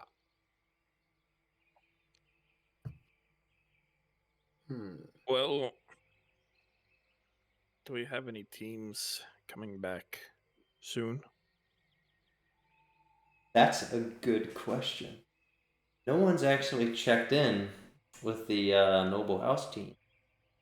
So, you don't necessarily know what their mission No one's status is. checking with the Noble House teams. I literally was talking to Siobhan like minutes ago. Not that Noble House teams, the NPC teams She's that we only sent one of the 4, and she wasn't a part of the Noble House team. She was part of the Infiltrate Lucine team. Oh. Yeah. There are House Roshan. House Tiana. There are 3 groups of emissaries that are NPCs that went out to make contact with the noble houses. Well, I'm gonna allow Vesper to tell me about this. Okay. Vesper tells you exactly what I just said. There are 3 groups of emissaries that went out to contact the noble houses. The goal was that they would either get you an alliance with that noble house against Lucine, or at the very least, amnesty. Notably, emissaries were not sent to House Tiana, because House Tiana is ruled by Gingle, who is the worst, and you have no hope of convincing of anything. But it was worth investigating in Zara and Roshan and Taylor. I believe all of those groups would have left fairly early on. I don't know if we ever scheduled their exact departure time. Yeah, so I don't remember much of them. Is this the group that joined up with Zephyr and the others, or no? These are all completely different. One of the So first things that we determined. That's okay. Vespa, who are these people who went on to this mission? Well, the House Taylor team is Tommy Oliver, Wilhelm Masowski, and Ronan Masowski. The House Zara team was Archie. You probably know Archie, Commander Archie, whatever. Genevieve Dalton, and then Kersey and Percy Jackson. You see, this is Roshan. That was Zara. Roshan is Anthony Bertoli, Geraldo Wise, Stana Callahan, Ladell Jefferson, and Nestor Key. Okay, so I have met at least once each of these people. Probably. Maybe not the group that's in Taylor, because that's some fairly low ranking members. Your best bet to contact someone immediately is probably Archie. You're probably most familiar with him. Yeah, I do also remember the Jackson boys. Mhm. Now, just for clarification, all of these people came to the wedding. Yep, they were all there. Okay. All right. Can I do a history check to see if I remember the people from House Taylor? Sure. Okay. Because I'm proficient in history, but also I feel like I've learned how to remember. Nope. So I don't know anything about these two. What did you get? A nat 1. I don't remember Okay, them. you really don't. Probably just have one of those faces. You feel like you recognize the names, but you have no clue who they are, really. Especially Tommy Oliver. I don't know, was he wearing red or green or black? He's kind of Maybe got one of white? those names. Tommy Oliver was probably... He's actually from House Taylor, which means he should be wearing House Taylor's colors. I'm sorry, Tommy Oliver was the name of a Power Ranger. And Seriously? Dude, it was randomly generated. Possibly. He was Red Ranger, Green Ranger, White, and Black. That was the joke. Anyway. Wow. I understand now. Okay. That name sounded familiar to me in real life, which is why I said he's That's got one of funny. those names. That's funny. Although this one is spelled with an I-E. Tommy, Tommie, Oliver. Okay. That's funny, though. Yeah, so he would have been wearing gold and red. Yes. Okay. Correct. So I was right about the red. Yep. Burgundy and gold. I'm going to, again, this is part of FS's practice, and we use sending. I take another 5 minutes just to check in. But before they do that, can we check in on the defenses we've put down so far? Sure. And also, have we decided on what area exactly we want the time stop to affect? Not. Well, the farm at minimum. All right. So in the meantime, we should probably start measuring out that so that we know how much gold we're going to need. And so while some people are doing that and we're checking in on the defenses, we'll do the sending. Do I know any of the people from the Roshan one? I gotta pull that one up. Let's see. That was Anthony, Battistelli? Anthony Bertoli. Geraldo Wise, Stana Callahan, Liddell Jefferson, and Nestor Key. Roll Major, 2 corporals, and 2 privates. Roll another history check. Any advantage because they're higher up or no? Oh, no. Okay. You definitely remember something about this group. Let me see if I can pull this. Last mission. So, Anthony Bertoli is a major. You're trying to remember where he's from. I don't know if Jacob, you have that. I'm jumping between so many different Google sheets. If I had to. Oh, he's from House Roshan. Yeah, he is from House Roshan. That's why he was chosen. So Anthony Bertoli is from House Roshan. He's a human, kind of an unassuming guy. Clean shaven, not super old looking, but I think he might be a little bit more up there in years. He is 55. So he's a major. He's a leader of one of your divisions. And with him are 2 corporals, Geraldo Wise, which is kind of a goofy looking guy, and Corporal Stana Callahan, who you remember was very pretty, a very pretty human female. And then Private Liddell Jefferson and Nestor Key, who were both kind of unassuming, shorter guys that didn't seem to impress you very much. You actually remember that about them. So I definitely remember Callahan then if she was pretty. You absolutely remember Callahan, and everyone else you remember by association. Bertoli has a very direct way of speaking. You've heard him talk to his troops before, and he'll put the fire of God in his troops. So he can be fairly aggressive. Let's see if I can find anything else. Yeah, he's a good speaker. Stana's pretty smart and shrewd, from what you could tell. The privates you didn't really get much of them, other than they seem devoted to the cause. Nestor was pretty quiet, and Liddell is kind of just like a stone wall.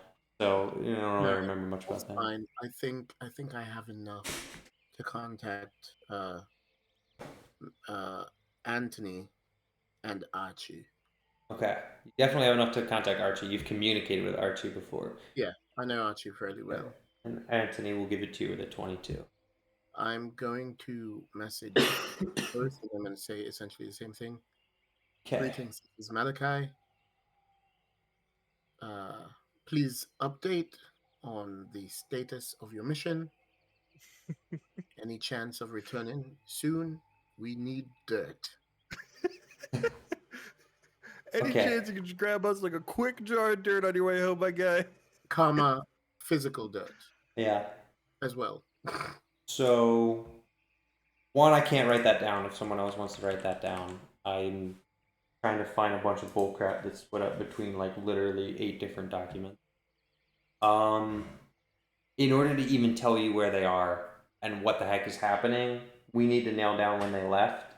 The easiest solution is that they left the same time as Weeby's group left, but I don't have that recorded when they actually left.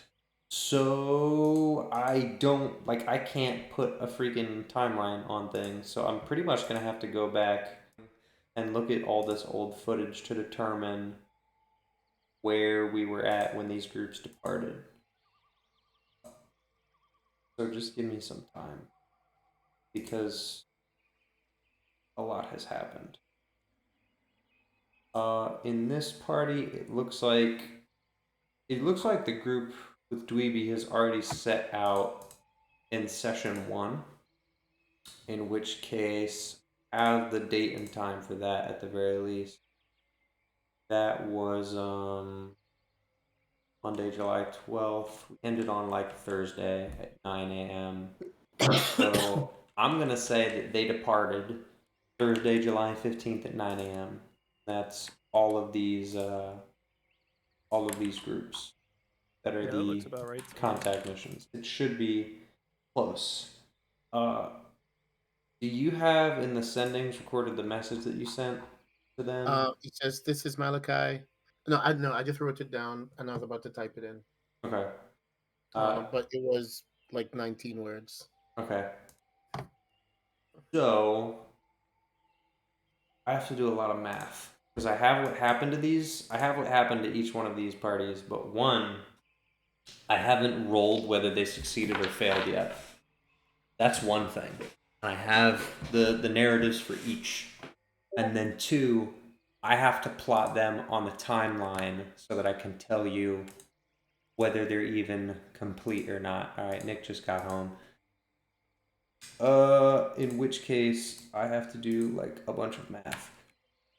So, do you want to start with Archie? Yes, let's start with. Alright. This is going to take me a bit. Bear with me. The benefit is Archie emerged pretty much probably at the same place and time as Dweeby's group. So when Dweeby's group was rolling out, these emissary groups were also there, but they immediately split off. So Archie would have gone to House Zara and could have gotten there the same day on Thursday. So I can tell you for certain pretty much everything that's happened with Archie. 25 words. That's where things get difficult and it becomes annoying. And then it's also assuming on whether I have the outcome or not. This is Tommy Oliver. Where is Archie? Sarah Rogard. Okay, Archie, Genevieve, Percy, and Kirsty. Okay. This one, I can pretty much assure you, I know what happened. Question is, do I want to make you roll for it? Because I have the branches, but I never rolled myself. Part of me wants to make you roll. Or should I make Vesper roll because he's kind of the military man who puts these teams together?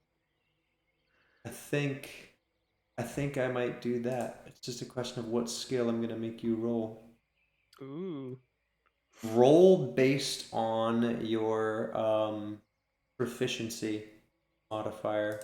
So roll a d20 and just add your proficiency modifier. You're rolling for the success of Archie's mission. 18 plus 3. Alright. Archie has succeeded. Okay, so you asked Archie how the mission went and if they had dirt. I did specify also physical dirt. Physical dirt. Yes, I said, when are you All returning? right. Please bring, let me type it in. Okay. What day of the week is this? Saturday night. It's still Saturday. It should be Saturday night. Okay. I will check. I have all the times. Did you say it'd be Sunday at 8 Actually, it is Sunday night. I think. Okay, so I need to That's what I heard. It is Sunday night. I don't know if you've done sendings today or not. It's gotten too complicated. Yeah. That's why I was trying to figure like, do I add a new row or do I? Well, I still have to add a new row, but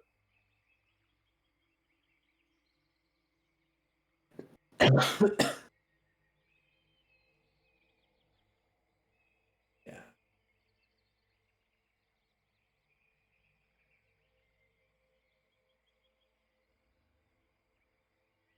Yippee-ki-yay, my friend.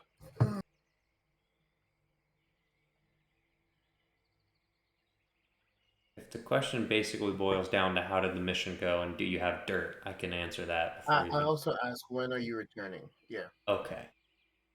All right. Then let me write down my response.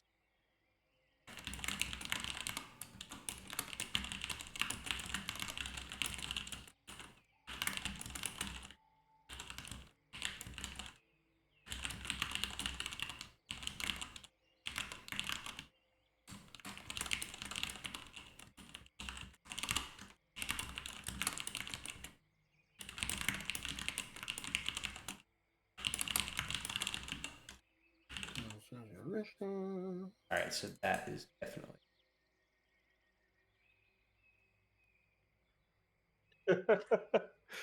No, Archie, no. I do have enough space in my sending to say you only have 25 words. Okay. Oh crap! Now I gotta try. All right.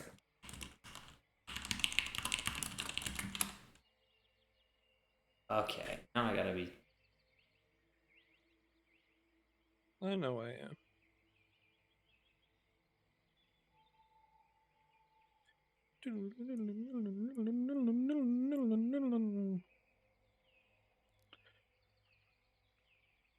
Now I'm gonna be thinking about the Power Rangers theme all night. It's technically not my fault.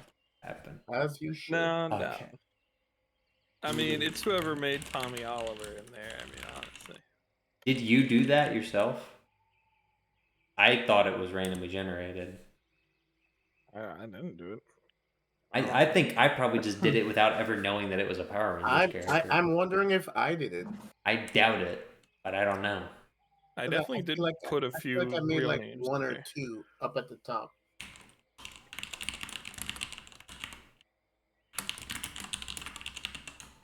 Oh, but everyone on here is anonymous except for Trevor in the history.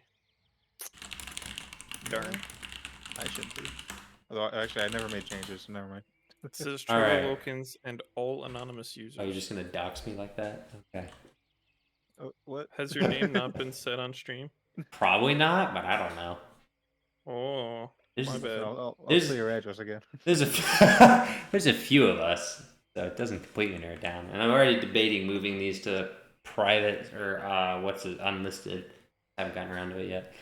Alright, Archie says, we succeeded and are waiting in the woods where we departed the Feywild. We can bring dirt, but need a way into the Feywild.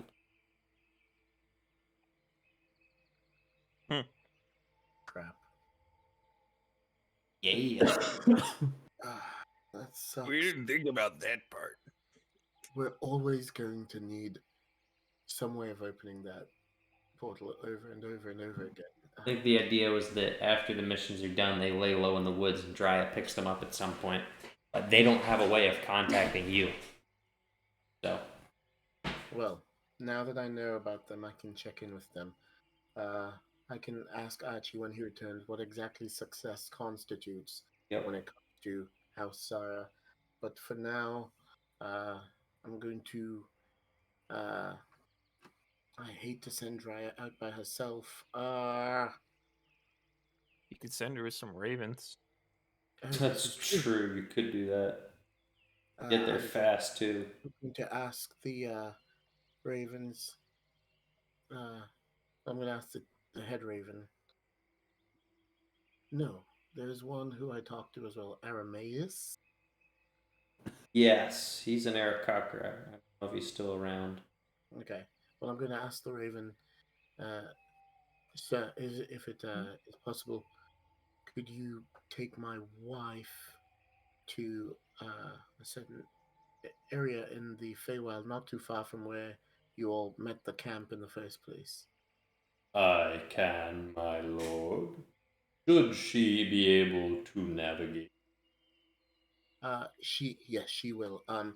Quickly, I have a question. Do we have any like seeds and stuff here, or is he carnivorous? He's omnivorous. Okay. Well, he's eaten some displacer beasts in his time. Okay. Well, I'm gonna just. I think I have like a good berry left or something. Okay. Just gonna pull a 2-week-old good berry out of your pocket and be like, "Well, you want this?" A lollipop with dirt on it. Last good berry. As his HP is recovered, I think he'll be grateful. Okay. First they're a little sour, then they're sweet. And yeah. Marketing? Yes. Always be marketing. Have you not learned from me, Vespa? Always be selling. Always be marketing. Always be. That's the ABCs. Always be selling.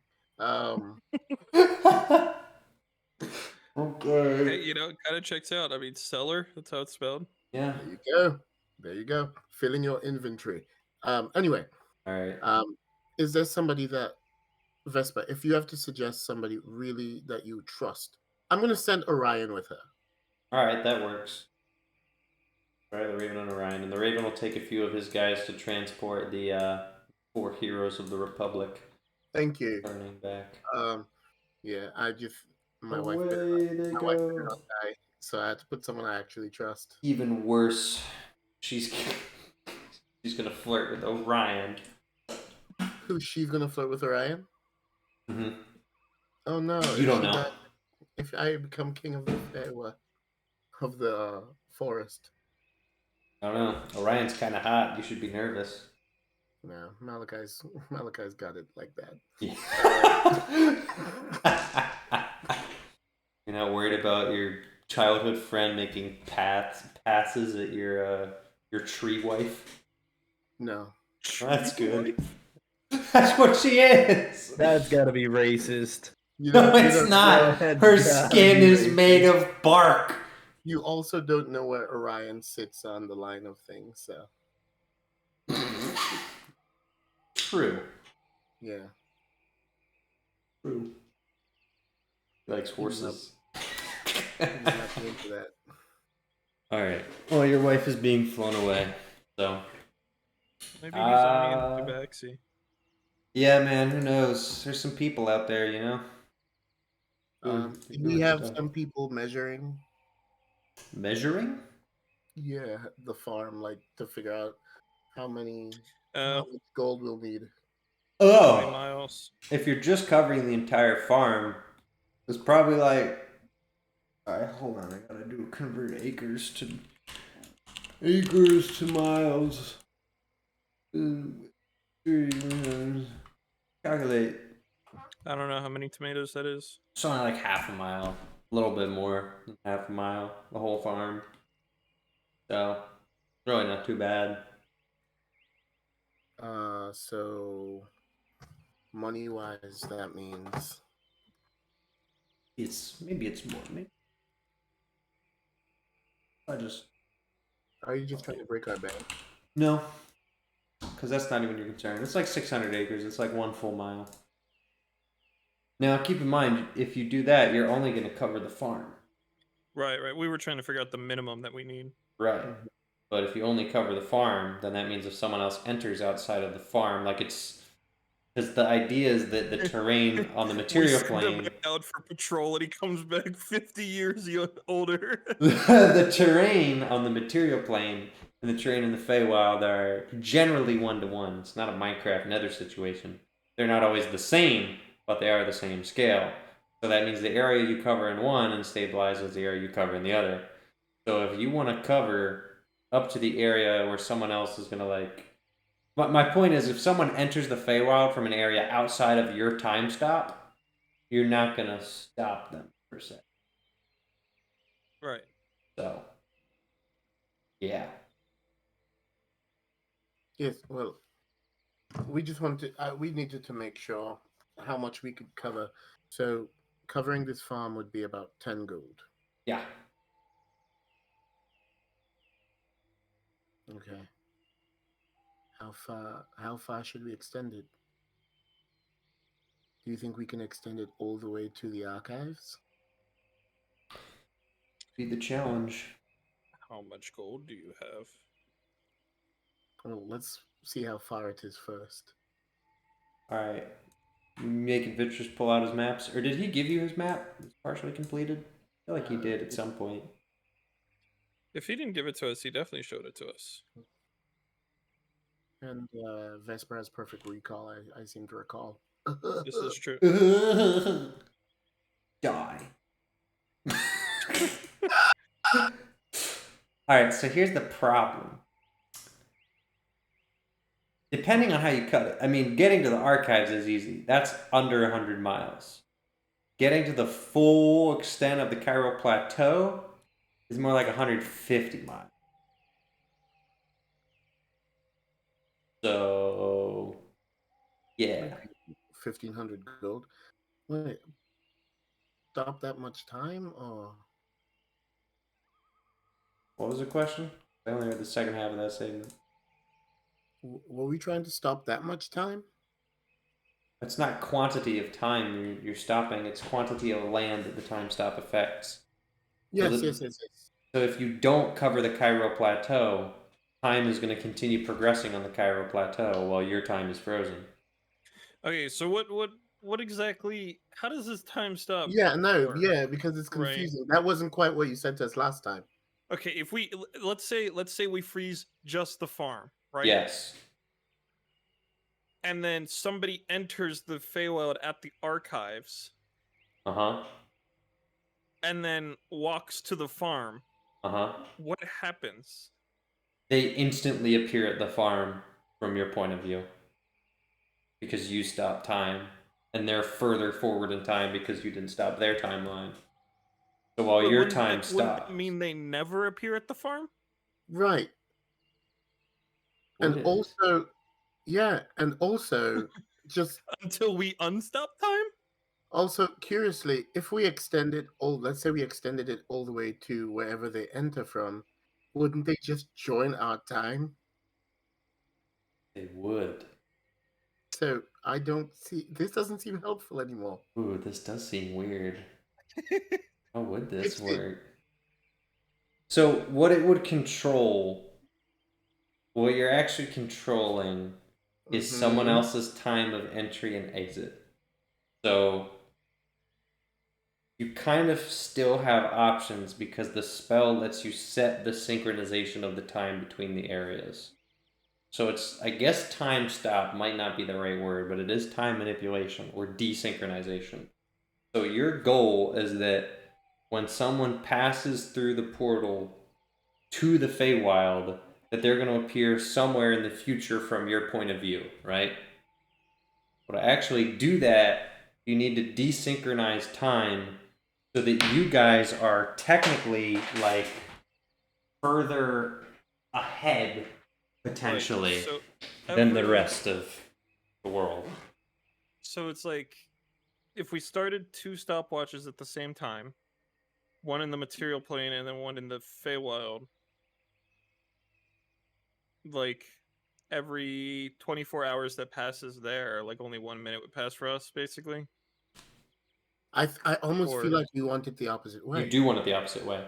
You guys need to be ahead because you guys need the Right. time. Yes. So if Every you 24 hours that passes guys, for us, a minute passes. right? Yeah. So for example, So if if someone entered, like let's say next week, uh-huh. it would actually be, if we let it go that long, it would be like thousands of years in the future for us. If you made it that drastic, yes.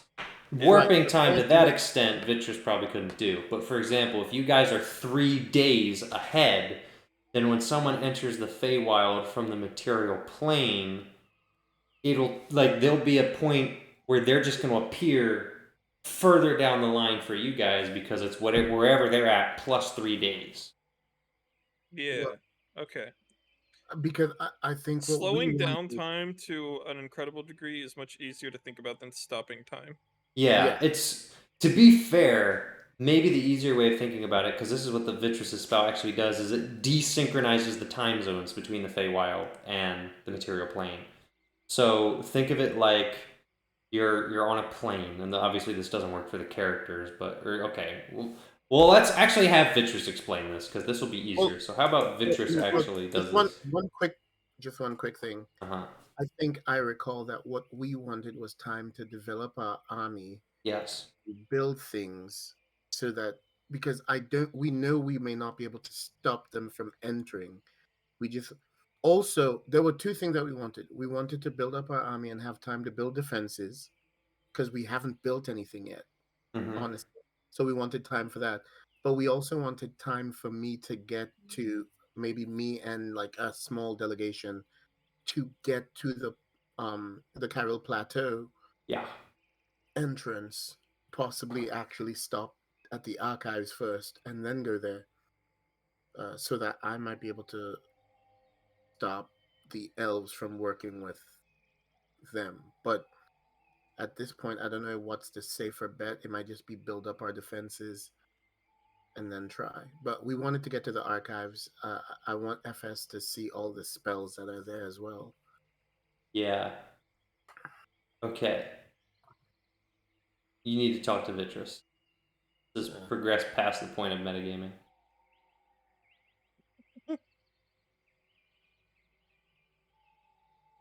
Yeah, I'm gonna send for him again. Is You it can metagaming send if we're just trying to wrap our puny human I minds don't. around it? Not really. He did tell us you had a time stop spell, and we are just trying to figure out. I also used my accent the entire time, so Kind of. yeah. The problem was you were talking to me, and I'm not a character in that moment, so it doesn't matter if you're using it like. That's because you. That's because you explain things to us wrong. Okay. I was just I don't know trying to if figure that's out the how it actual works problem. on a meta level. So Yeah. All right. Are you making him come outside? Hates outside. he's just like me for real. Do you have to come outside, or is that what do you mean when you're fetching for him? Oh, gosh. Does Let's he go really want? inside and see him. He wants us to come over to him. It's fine. I'm always going to be accommodating to him. He's done so much for us. Gosh. I take FS and Vespa, and I have Malik and the others just kind of making sure that the army is still secured and Yeah. sure that we're supposed to be checking on the traps and everything. So Yeah. All right. So who are you taking with you? FS Vesper. Mhm. Anyone else? Is that it? no, I think that's it for now. All right. Into Vitrus's. I guess we'll just say he's at the dining table this time. His bread rolls. He says, well, look, I understand there's some confusion as to goings about and such. Yes, we just wanted a clearer understanding of how the spell would function. Yes, I tried to explain it simply, but perhaps it was an oversimplification. It's time manipulation is a complicated thing, of course. Yes. Yes. So, shall it would be best if I had a piece of parchment I could draw upon. Does he need parchment? He's fetching his own parchment, but yes. Alright, now go here. I gotta go here and explain timey-wimey shenanigans. When Alright. come inside. So, essentially, what we want to do may depend on your specific needs, but imagine we have two streams of time, you see. And over here we have the Feywild, of course. And over here we have the material plane. Now, of course, the Feywild and the material plane currently are synchronized at this current time, which is Sunday evening. Now, there are several options that we have, but everything happens from our point of control here in the Feywild, in which case we need to desynchronize. Now, to aid in the process of desynchronization, we need to move our time forward or backward, and essentially, in this sense, it would be a bit of a math puzzle. So, this will affect us in this way. Say that we move time forward in the Feywild. Not actually in the Feywild itself, you see. Say that it is currently 9 p.m. this Sunday evening, in which case we simply jot the line forward. This is our offset, we shall call it O. Now this offset will be added from anyone crossing from the material plane to the Feywild. Does not change our time here to still Sunday at 9 p.m. But shifting the synchronization forward, anyone who enters the Feywild Sunday at 9 p.m. in the material plane, oh, I believe I've mixed this up, will say that this is, hold on, Cast a little spell that lets him copy and paste. this is right. So, if this is the material plane, and of course this is the Feywild, we shift the synchronization forward in the Feywild, so if someone in the material plane enters Sunday at 9 p.m., they will actually be thrust forward by our offset, which let's just say is 3 hours, in which case they will emerge 12 a.m. That will buy us 3 hours of time. Now, this also means that if we were to travel using this offset, we also would be jumping further backwards rather than forward, in which case we would end up Sunday at 9 p.m. Essentially, both are Sunday at 9 p.m., but because we have changed the offset, we go backwards. Because they are now offset, they are forced forward. Now, of course, we could push this number very far, and that would allow us several days. It would be difficult to get weeks, but if we push this far further out, let's say that it is now Sunday at 9 p.m. here, we add 24 hours, in which case this would be Monday at 9 p.m. Now, when someone enters from Sunday at 9 p.m., they are thrust forward 24 hours, not Sunday, but to Monday, where we, of course, here are still experiencing Sunday at 9 p.m.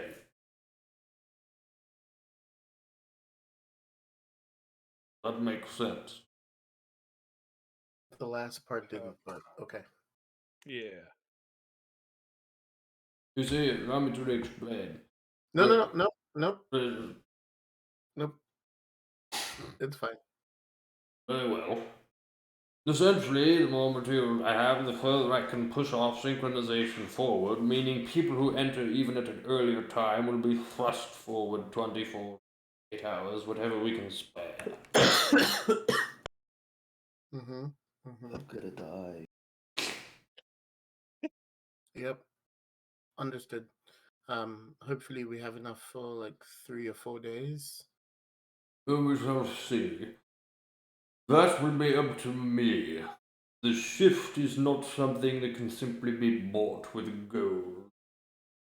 Well, time is money, which is why this spell is so expensive. But it is not as simple to adjust the synchronization as it is to adjust the area covered. You see, one simply increases the strength of, say, the signal, whereas the other you'd have to mess with the innate properties of time beyond what a human or an elf, a non-divine being could accomplish.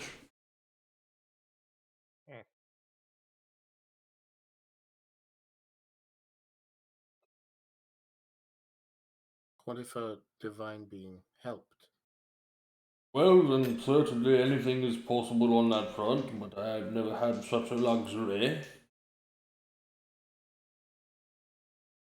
I can't guarantee it, but perhaps that might be the sort of thing we can try to get some help for. Very well, you could attempt But- it. The principle remains the same. There is a bridge between the two times that either of us must cross both ways. The further the offset, the further our advantage. Well, I stand by. Let's do all that we can, and then we ask the gods for help. Well, All right. Let's see. Parchment. I guess.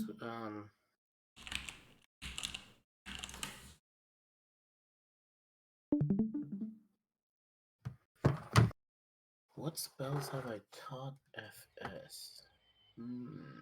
Quite a few. I think I closed this character sheet though. You got light, message, ray of frost, identify, shield, and he already had magic missile. So And magic missiles is only second level capable spell. as Just we because it can upcast. okay, so you need something second level. I don't know if he needs it, but he hasn't Which used any of his is- spells yet. yeah. Okay. If we froze time around the farm, and then we stepped beyond the area that we froze, what would happen? That's where things get confusing. See, if you have a shift but not a freeze on the farm, anything on the farm would have to cross the bridge of the shift, but if you exit the farm, you would simply emerge at the same time as already established. So, So, if you're on the farm at 9 p.m. on Sunday and we have a shift of plus 24 hours, then if you leave on Sunday at 9 p.m., you can actually theoretically travel into the past 24 hours ago on the material plane. But if you step off the farm and perform the same action, you will simply emerge Sunday at 9 p.m. instead of Saturday at 9 p.m. well, it wouldn't have to do anything with traveling into the past, right? Because it would simply stay It Sunday depends. 9 p.m. It for would. us. Yes.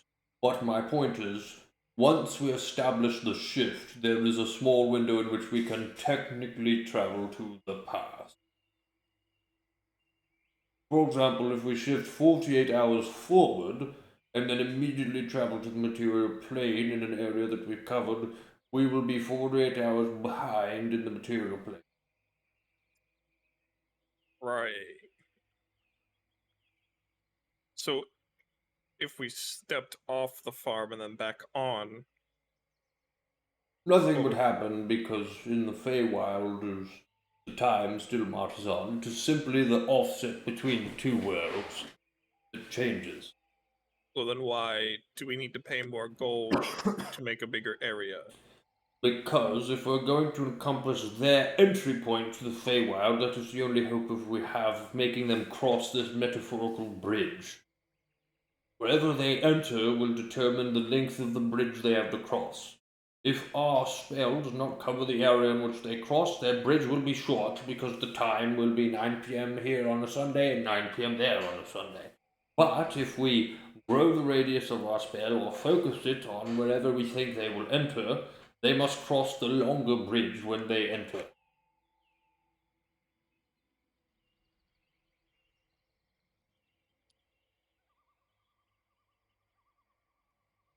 I don't know if that's. I don't know if that makes sense. That makes perfect sense. All you have to do is understand quantum mechanics. Very simple. I'm just going to chalk it up to magic and hope Yeah. that the way you say it works. It will.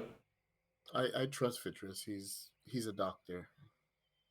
You see, the problem with time is that it's much easier to think of it as a place. When you think of time as a place, then all of a sudden things make sense. So imagine you're taking a long boat trip. Imagine if you could travel from one end of the world to the other on a boat. Well, how splendid would it be if, after several hours of travel on that boat, you emerged and it was the same time as when you had left? That is what we currently have. Transferring from one Right. plane to another Yeah. should take any amount of time based on the whims of the planes themselves and their connectivity. But if we force synchronization, we can control the amount of time that journey takes. Basically, if we freeze time and then they enter the Feywild, they won't appear in the Feywild until we unfreeze time. It's not so much that. It's more so, in simple terms, yes, but what you're really freezing is the bridge between the planes. You see, both planes are yes. physical places with different timelines, and if you will freeze be- their relativity, you can control when one enters and exits. So, right. So that space in between, the time it takes to actually emerge. Traverse that space. All depends on the synchronization of the material and the Feywild. Right. And so we should definitely do this spell after we get our men back. Yes. Otherwise, should we cover their area, they would take a long time on the journey over here and may emerge several days in our future.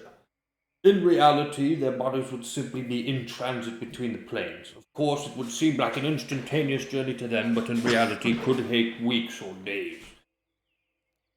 I feel like we could really mess with people using that. Like, wait for Xerxes to open a door and then just freeze him for 1,000 years. There are many ways to mess with that. You can lock people in transit The to the only material plane. challenge, of course, Vespa, is we need to have that much gold and materials. The Well, issue is reach their door, yes.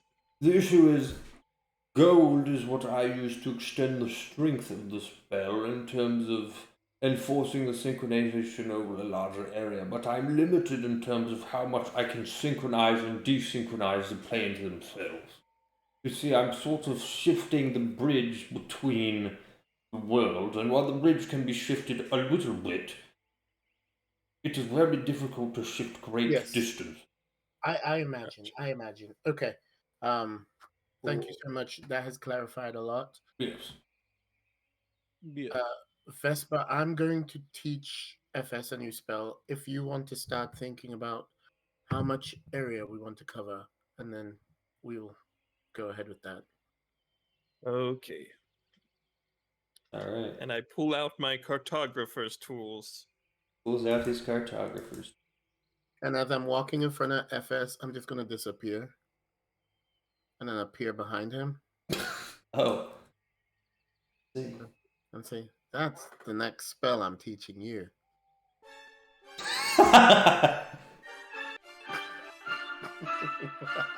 Thanks. Yes. Nutty! I don't actually know what the context of alternate. I don't know what alternate. I don't know is funny. either. I think it's it's a a So, joke. I know it's He Oh, goes it's like Tiger Super Law. Saiyan, right? And when he reaches a high enough level of Super Saiyan, he gets Ultra Instinct, which is basically Spider Sense. Okay, word. You I mean feel like you mean Shaggy Dragon- Sense though, right? Dragon Ball fans would probably go, actually, but I don't. Ultra Instinct Shaggy. Okay. But I start teaching him Misty Step. Oh, for some reason I thought it was invisibility. Because he said disappear, and I went, oh, invisible. So roll Arcana. Yep. All right, you better do well because I did not. Well, I got 13. 14.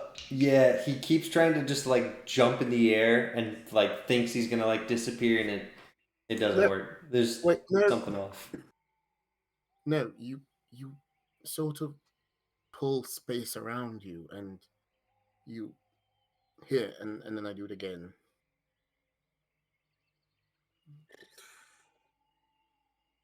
This will take us some time.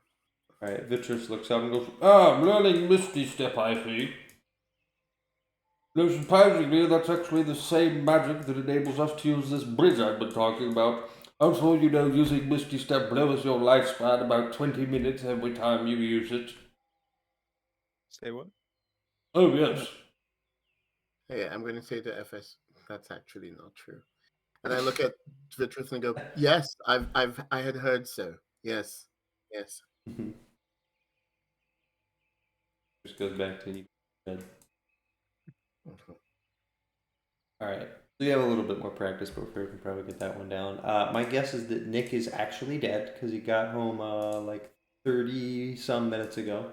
Oh, he definitely just went straight He to bed. definitely went straight to bed, so he's gone, which All right. I guess is fine. Roll another Arcana.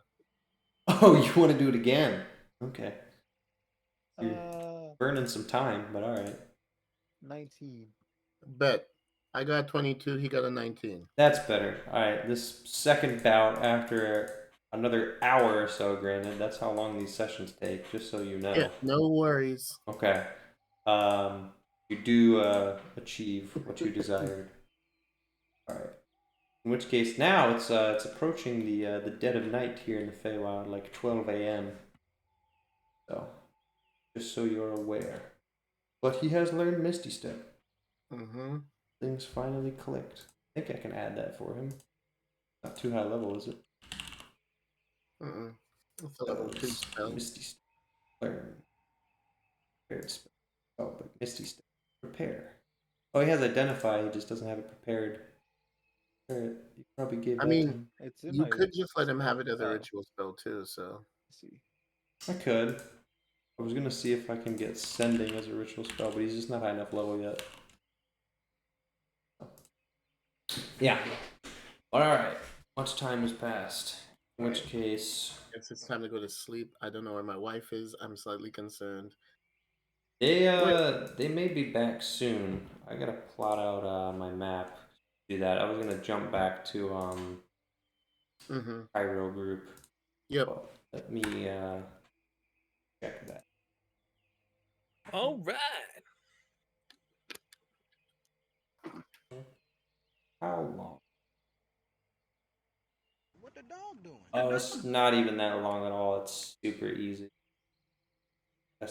Yeah, they're probably like already back by the time that you're done teaching. Dude, if we had the FS. soundboard when Dog was still alive, Oh yeah, then I could have that would have been actually a weapon. I could have actually added the Minecraft wolf sounds, which I can still pull up on YouTube. But yeah. You just cue the scene of him getting hit by this guy. You just keep getting the dog bird noise. Rest in peace, dog. Oh God. All right. So arriving back with Raven, the Raven, and other smaller ravens, is Archie, who I think is now a captain. I don't remember. Changed his rank because he converted. Genevieve Dalton, who I also don't remember her rank. And then It's not the same as Commander Archie, Percy. honestly. Nah, it's not. Percy and Kirsty Jackson. The Raven bows, and then him and his two lieges fly off. And Dariah and Orion approach you and say, "Well, here are your men and woman, and they have quite the story to weave for you." Thank you so much, darling. I give her a kiss on the cheek and then say it's quite late. I know we should get to sleep, but the sooner we hear this, the better. Archie says, "Well, there's certainly no shortage of happenings to discuss." Well, is everybody else asleep? Like, who's still awake in terms of like leadership? Malik is probably still up talking with Danuk. Robin and Furnace are probably out, and there's probably a bunch of people on watch, but most people are like conked. I guess they come back shortly after we just finished training. So Yes. that's still there. Correct. Is he? Are you still? Are you tired, or do you want to stay up for this conversation? Who are you asking? What? Oh, I'm asking. We've been at this for a very long time. Did you want to stay for the conversation, or did you want to head back to the camp? I think I'll head back, Mr. Malachi. All right, you've done a fine job today. FS heads back. Percy and Kirsty Jackson were in his unit, so I mean he does recognize them. They were his Zara guys. I I can give him a wave. yeah. I think FS and SF were in the same. So yeah. Where's Vesper? Great question. Vesper is probably finished plotting out how much area he needs to cover, and Totally. the answer is, well, actually, give me a something roll. I don't know what. Investigation. Well, I think it's intelligence. Sure. Just do an intelligence roll. Do I have proficiency because I'm proficient with cartographer's tools? Sure. Yeah, and then add your proficiency, I think. Cool. 15. All right. In order to be safe, the safest bet is to just call it 200 miles. Have the whole thing cover pretty much the majority of the island. 200 miles. 20,000 gold? 2,000. No, it's 2,000 gold. Oh, okay. And that'll pretty much cover the majority of Mandril. Like, the spell will be active across pretty much the entire island. You don't know what that really means in terms of the synchronization or whatever else, but theoretically that's what Beatrice said he needed. So, yeah. Cool. Alright, fine. I don't mean, whatever. That's a lot. We could probably There is. cut it back a little bit.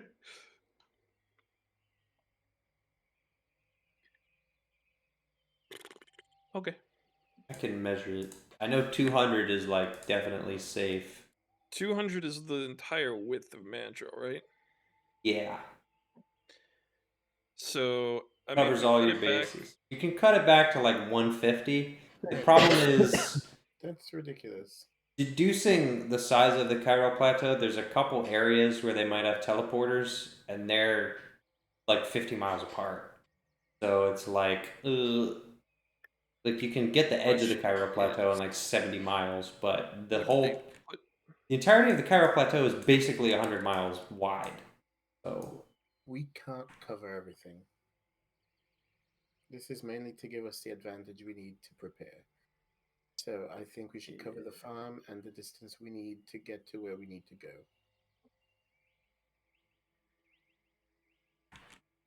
pretty much still like 100 at a minimum then.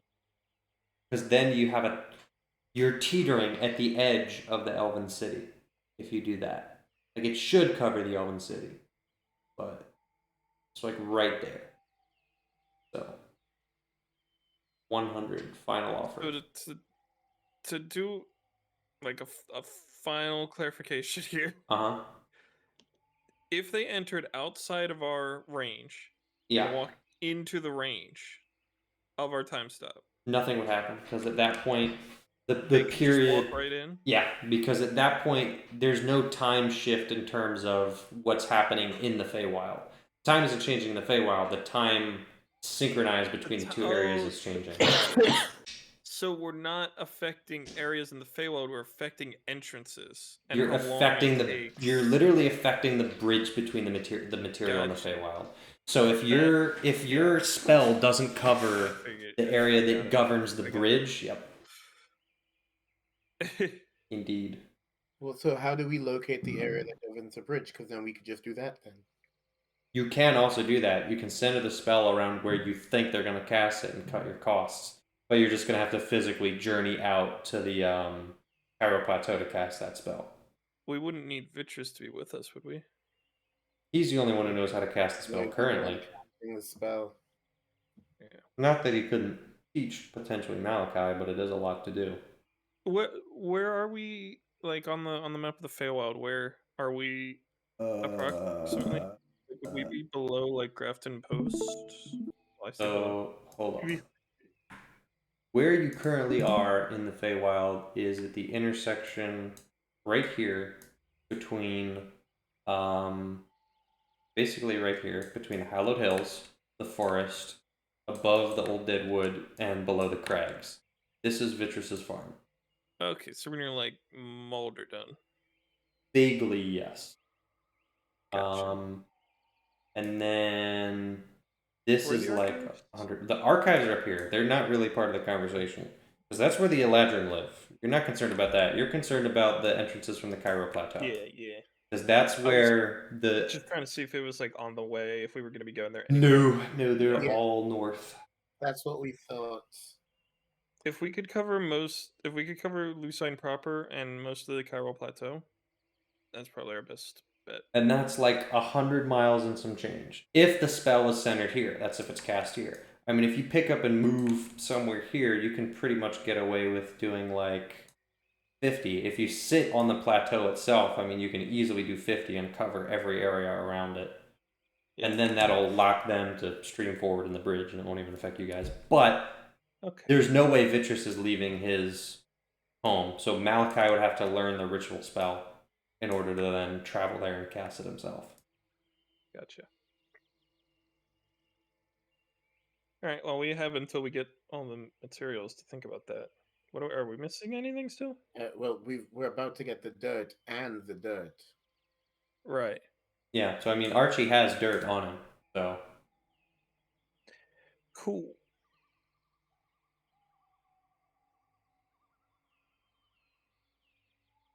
Well, I'm done with questions. I'm good. okay, cool. All right, so let's hear from Archie.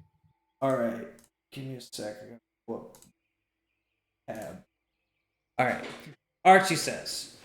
So, it was actually a fairly short but still very stressful mission.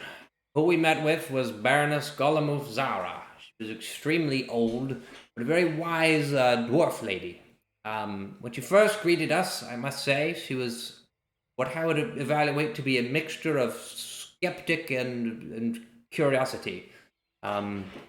She did seem to be well aware that Xerxes is plotting certain machinations, but she warned us when we were first trying to communicate that she knew his games well.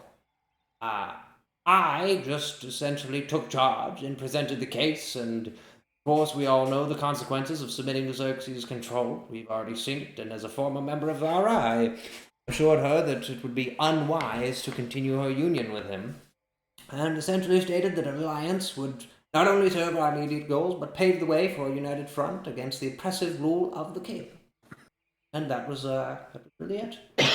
And then immediately Genevieve goes, "That is not entirely what happened. She was not convinced by Archie. She was moved." She gives him credit, and Archie's like giving her a side, and she goes, "But I also tried to express the unwavering loyalty and determination of our rebellion, and let them know that we have a unique set of skills and assets that we all bring to the table, particularly from our leadership. And then I further emphasize the benefits of the alliance, given that we have shared resources, magical knowledge, and strategic advantages, given what she knows about Xerxes." And so after that, she started to come around. It took a bit. What I actually did then is I wrote down what she said. Actually, hold on. She wrote it? She wrote it down. That's what it is. So she pulls out a letter and says, "She wrote this for you." We're still on MS Paint. Oh, great. It doesn't really matter. There's no letter, but I do have the little circles moving around a bitmap maker. So, yeah. She hands you a scroll and says, "She wrote this for you. It's not much, but I think it's the best start we can hope to ask for." So, you open the little scroll. Did you write it to me or? Okay, yeah. Yeah, it is specifically for you. Are you opening the seal? Hold on. Can you? I'm gonna ask them a question. Okay. Did you see her seal it before you? Yes. There was no foul play according from what I could see. Just in case, just give me a few moments, and I'm going to take some time, Mm-hmm. and I'm going to cast Test again. identify. Mhm. Not a magical object. I'm going to scooch over next to Orion. Okay. I'm going to whisper, "Are you immune to poison?" John, is Orion immune to poison? He doesn't need to breathe, so technically. That's not how that works. That's Well, specifically not how that works. Well, if it's like poison gas, then he doesn't inhale it or anything. I'm imagining Again, that's still not how that works. It's not the breathing that determines poison resistance, because I mean, it can just, like, mustard gas, okay, is basically like a form of poisoning. Like, there's things that you're not just immune just because you don't breathe stuff in. I'm not saying he's immune to poison completely, but if That's no. Then the answer is no. The answer is no. If he doesn't have a thing on a sheet that says immunity to poison damage, he's not immune to poison. That's what I was asking. Yeah, no. Ryan is not immune to poison. Darn. I'm trying to figure out, what am I supposed to tell you if it isn't magical? It says if it's a magic object, you learn its properties. So it's just not a magic object. That's it. Yeah, I think that's it. So?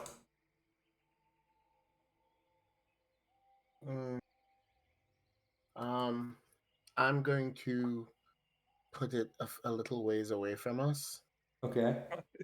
and I'm going to open it with Mage Hand. Okay. So paranoid. It unfurls and shows you a very small group of intricately written cursive with below it a stamp that is clearly the Zara stamp of approval. And Baroness Bellamouf's signature.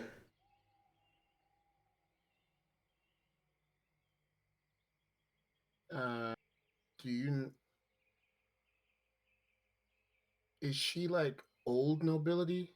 Yes. Extremely. So I would have met her at some point in my life? Probably, yes. Okay. What's her name? Bellamouf. Bellamouf Zara? Bellamouf Zara. I will type it in chat. She was always a sweet lady from what you can recall. But very no nonsense. Okay. Yeah, strict school teacher. No, Nice. But she will end you. I may have to start adding her to my sendings then. Okay. Yeah. She's cool based on what we've seen. All right. I'm going to tell all of them you all have done extremely well. Thank you for your bravery and your ingenuity and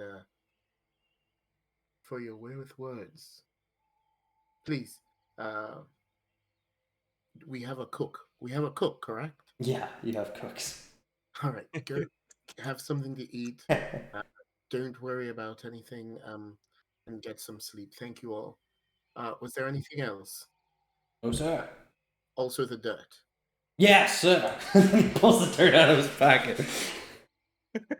I didn't know how much you needed. I thought it a weird request, but here you go. It's for a spell. Thank you. Thank you so much. Yes. Well, he looks over to Genevieve like, what? Alright. Well, they're gonna go retire. Grown as character. This perilous quest of theirs. Alright. Finally, after all this time, back. Closing all of my 8 million tabs that I don't need. Yeah, we asked a lot of questions. Did ask a lot of questions. Wait, what did the letter say? Did it just? It was a little blurb of text I put in campaign chat. Oh, I didn't even see that. Yep. Alright. Now, Yeah. this is where things get extremely interesting. So, We all just die. no.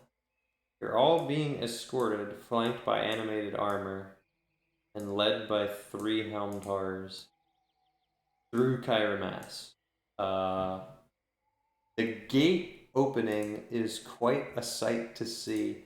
There is no door. There is just a massive chunk of stone that slowly unfurls as it folds into itself. It's like watching part of the 3-dimensional space itself collapse and open a room for you weird magic BS or something. And Ravenna's jaw is just like open the entire time. You are all being escorted through Kyramas as we speak. While they were doing that, unfortunately, it probably wasn't the most exciting time for you, because going from Kyramas to the main city is in fact quite a journey. And none of you are on horses. You're all fairly low priority, marching through the night. So I'm pretty much going to have to calculate how long this journey takes, and then we will see about when you're going to arrive. Probably not going to be in a great amount of time. And unfortunately, it's not easy to ask questions.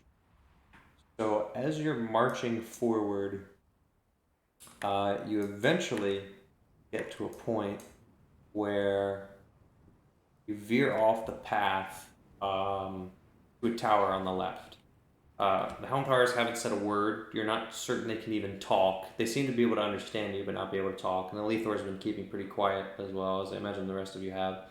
Helmtars finally deviate from the path after probably like half an hour or so of walking, and usher you into the base of this tower.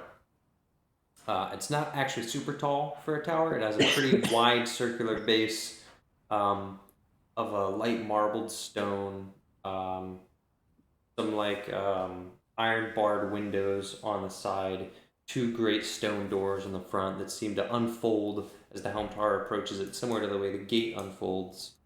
And after that, you're pretty much just ushered to stand in a circle as you're flanked by all of the armor, as runes on the floor begin to glow. And before you know it, you are in fact no longer in the tower, but your surroundings seem to dissolve around you. Instead of being in the base of this tower, you find yourself in a plaza of sorts, surrounded by walls. I don't feel like drawing a real circle, so bear with me. You're in a plaza, surrounded by tall walls, much like the gates that there were before you, in some kind of fortress, completely surrounded. I'm probably just going to make it square, because that's one of the... the runes seem to be identical on this section of terrain, and they fade from a glowing green back to just black engravings in the stone floor. And at this point, the Helmtars begin to flank out, and you're kind of just left in this little area while most of the animated armors flush out. Several of them guard the door. One of them goes forward, and then the door seals behind you. It is a cold, windy night. You're surrounded by something like 20-foot tall stone walls in this plaza, with just you and like 4 animated armors and 2 Helmtars guarding the gate. How close do they let us get? If you're testing them as Cagliari or as Rainy? It's Rainy, because she wants to figure out how they work. The Helmtar is immediately going to put up like a stopping hand and usher you back. Darn. Just to stay in the middle of the room. And Elithor says, well, so far so good. Only problem is, if they don't see us as high enough of a threat or a priority, we may spend some time waiting. Although, as you may know, elves don't sleep an abundance of hours during the night. So chances are we get an audience with someone. Who that may be is another question. so, from this point, I think I can make my introductions, but from there, I'll just let them know that you may have business with them. I am simply their ambassador. Your ambassador. That sounds about right, Sable. Yes, that'll work. I just need to speak with anybody of any authority here. Well, I'll tell you, last I recall, and I don't imagine it's changed, our hope is that we're going to be able to meet with someone on the Grand Council, or potentially the Grand Council as a whole. Ideally, I'd prefer not to meet with the Grand General. He's a bit of a hard arse. But if we could meet with someone in his office, that'd be ideal. But can I say who they're going to throw at us yet? But Grand General is a bit of a difficult person to talk with. I don't imagine he'd concern himself with this. Probably one of his lackeys. But just hope for the best. First impressions, right? Yes, well, that sounds like foreshadowing, so. I hope not. Alright. Now comes the funny roll. Does the Grand General care? Answer is. What? Yes. Yes, he does. Alright. Oh. So after some time, not much, maybe half an hour or so, the Helmtar returns, clears the gate, animated armor's flank, and then they make a row forward as the Helmtar pushes you sort of further back. Animated armor flanks the walls, and the other Helmtar ushers forward a silver-haired pale elf, a long flowing mane. That's what I want. And some fairly sturdy armor that looks largely ornamental, not quite the same as the animated armor. He makes his way forward and says, "So, some of my commanders have retrieved ye. Would you like to explain yourselves, especially you, elf? Are all States the your elves business." Scottish? Perhaps. Just the elfish accent. I'm down for it. Alright. That's funny. Roger has some explaining to do. So, He's half. Yeah. all of yous are not from here. Except perhaps you, young lad. You request parley, I'm told. You've been here before, aren't you? Yes, Grand General. Surprised you don't recognize me, but it's been some time. Silverhair Elf just looks and... Elithor. What trouble you bring this time? Elithor says, well, hoping it's not trouble, but I must tell you, it's something I think you should be concerned about. Not these individuals themselves, but they have news that could affect the security of elfindom, shall we say. And I figured you might want to hear from them. So I agreed to get them here on my own way. I tried to cause as little trouble as possible. I didn't damage any of your boys. And he points to the armor. Oh look, my Windy Hilltop ambience. Put it back. Then the governor crosses his arms and says, very well. But I don't know how I feel about you bringing foreigners to the plateau.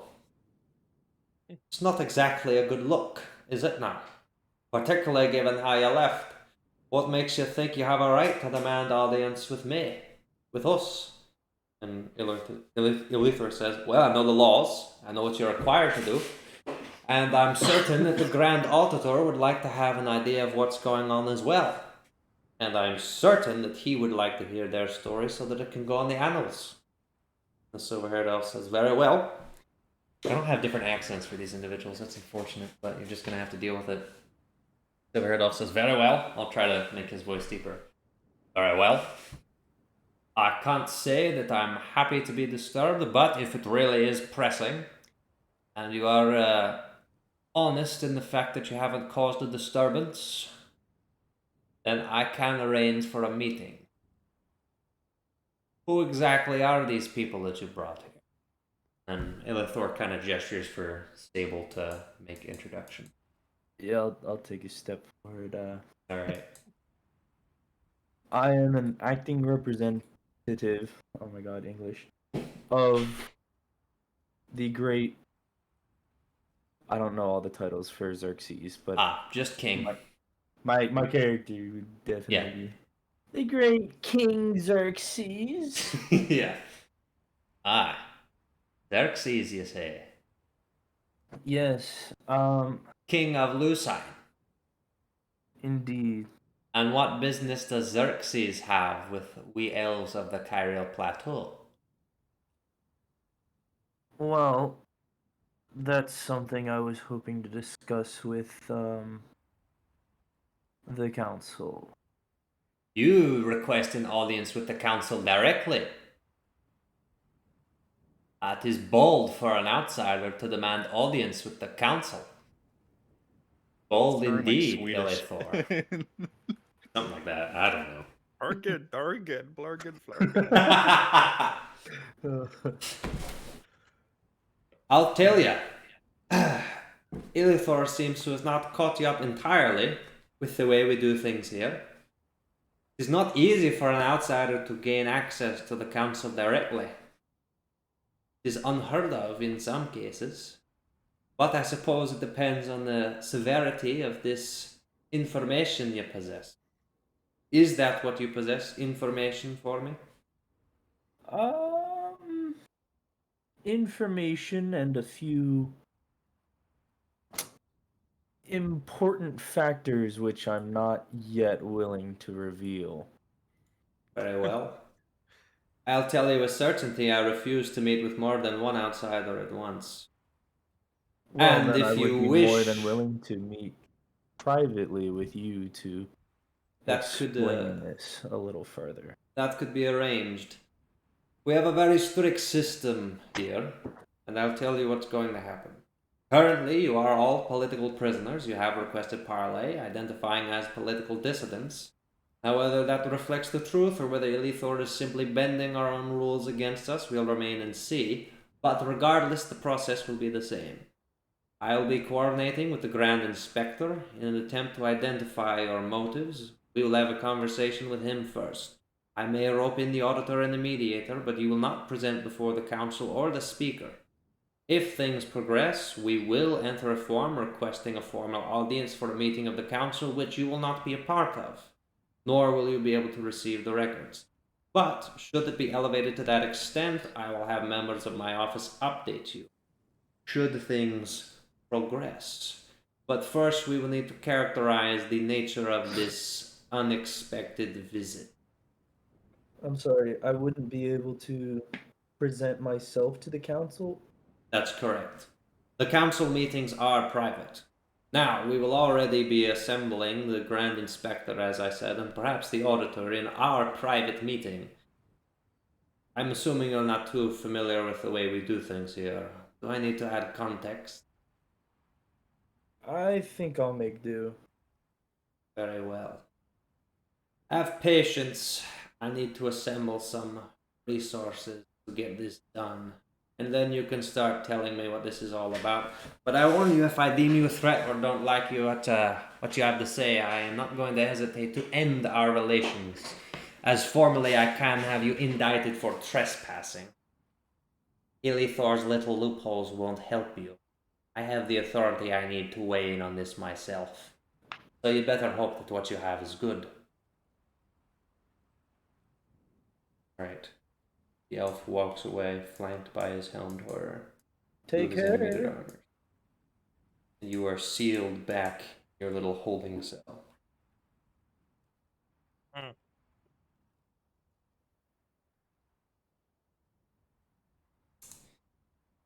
Oh, that's Sable. Won't get out of here. I helmed her. They just take them. Yeah, they're like, one of us now. Alright. Well, in which case now you play the waiting game. Probably 11. Just a question. Yes. Did Garfield ever come up recently? He did, but he hadn't been on the Cairo Plateau in like 900 years. I know, I have all the notes for him. That's why I was asking. Yeah. That as well. I don't know if you had conversations with them off screen, but there's some oddities with that as well that you could divulge, but conversation for another time. No, I don't think I did. I was present and took all the notes for Yep. his background. All right. I'm tempted to just leave it here because this is kind of. We're pretty much now at the point where both groups are aligned again. Would be ideal for a long rest for both. I'll have to roll to see if they're wanting to meet with you this early. I'm okay with Like that. 12. But I think this is a good point to wrap up. We're like, been shorter sessions, 2 hours, 40 minutes. I got some stuff to plan for this now that I have an idea of how you enter. So I wasn't sure which route you're going to pick, but now it gets pretty. Got some stuff to write out. All right, cool. I think we can call it there. Everyone's good with that? Yeah. All Yeah. right. Vote at Predom. Recording ended.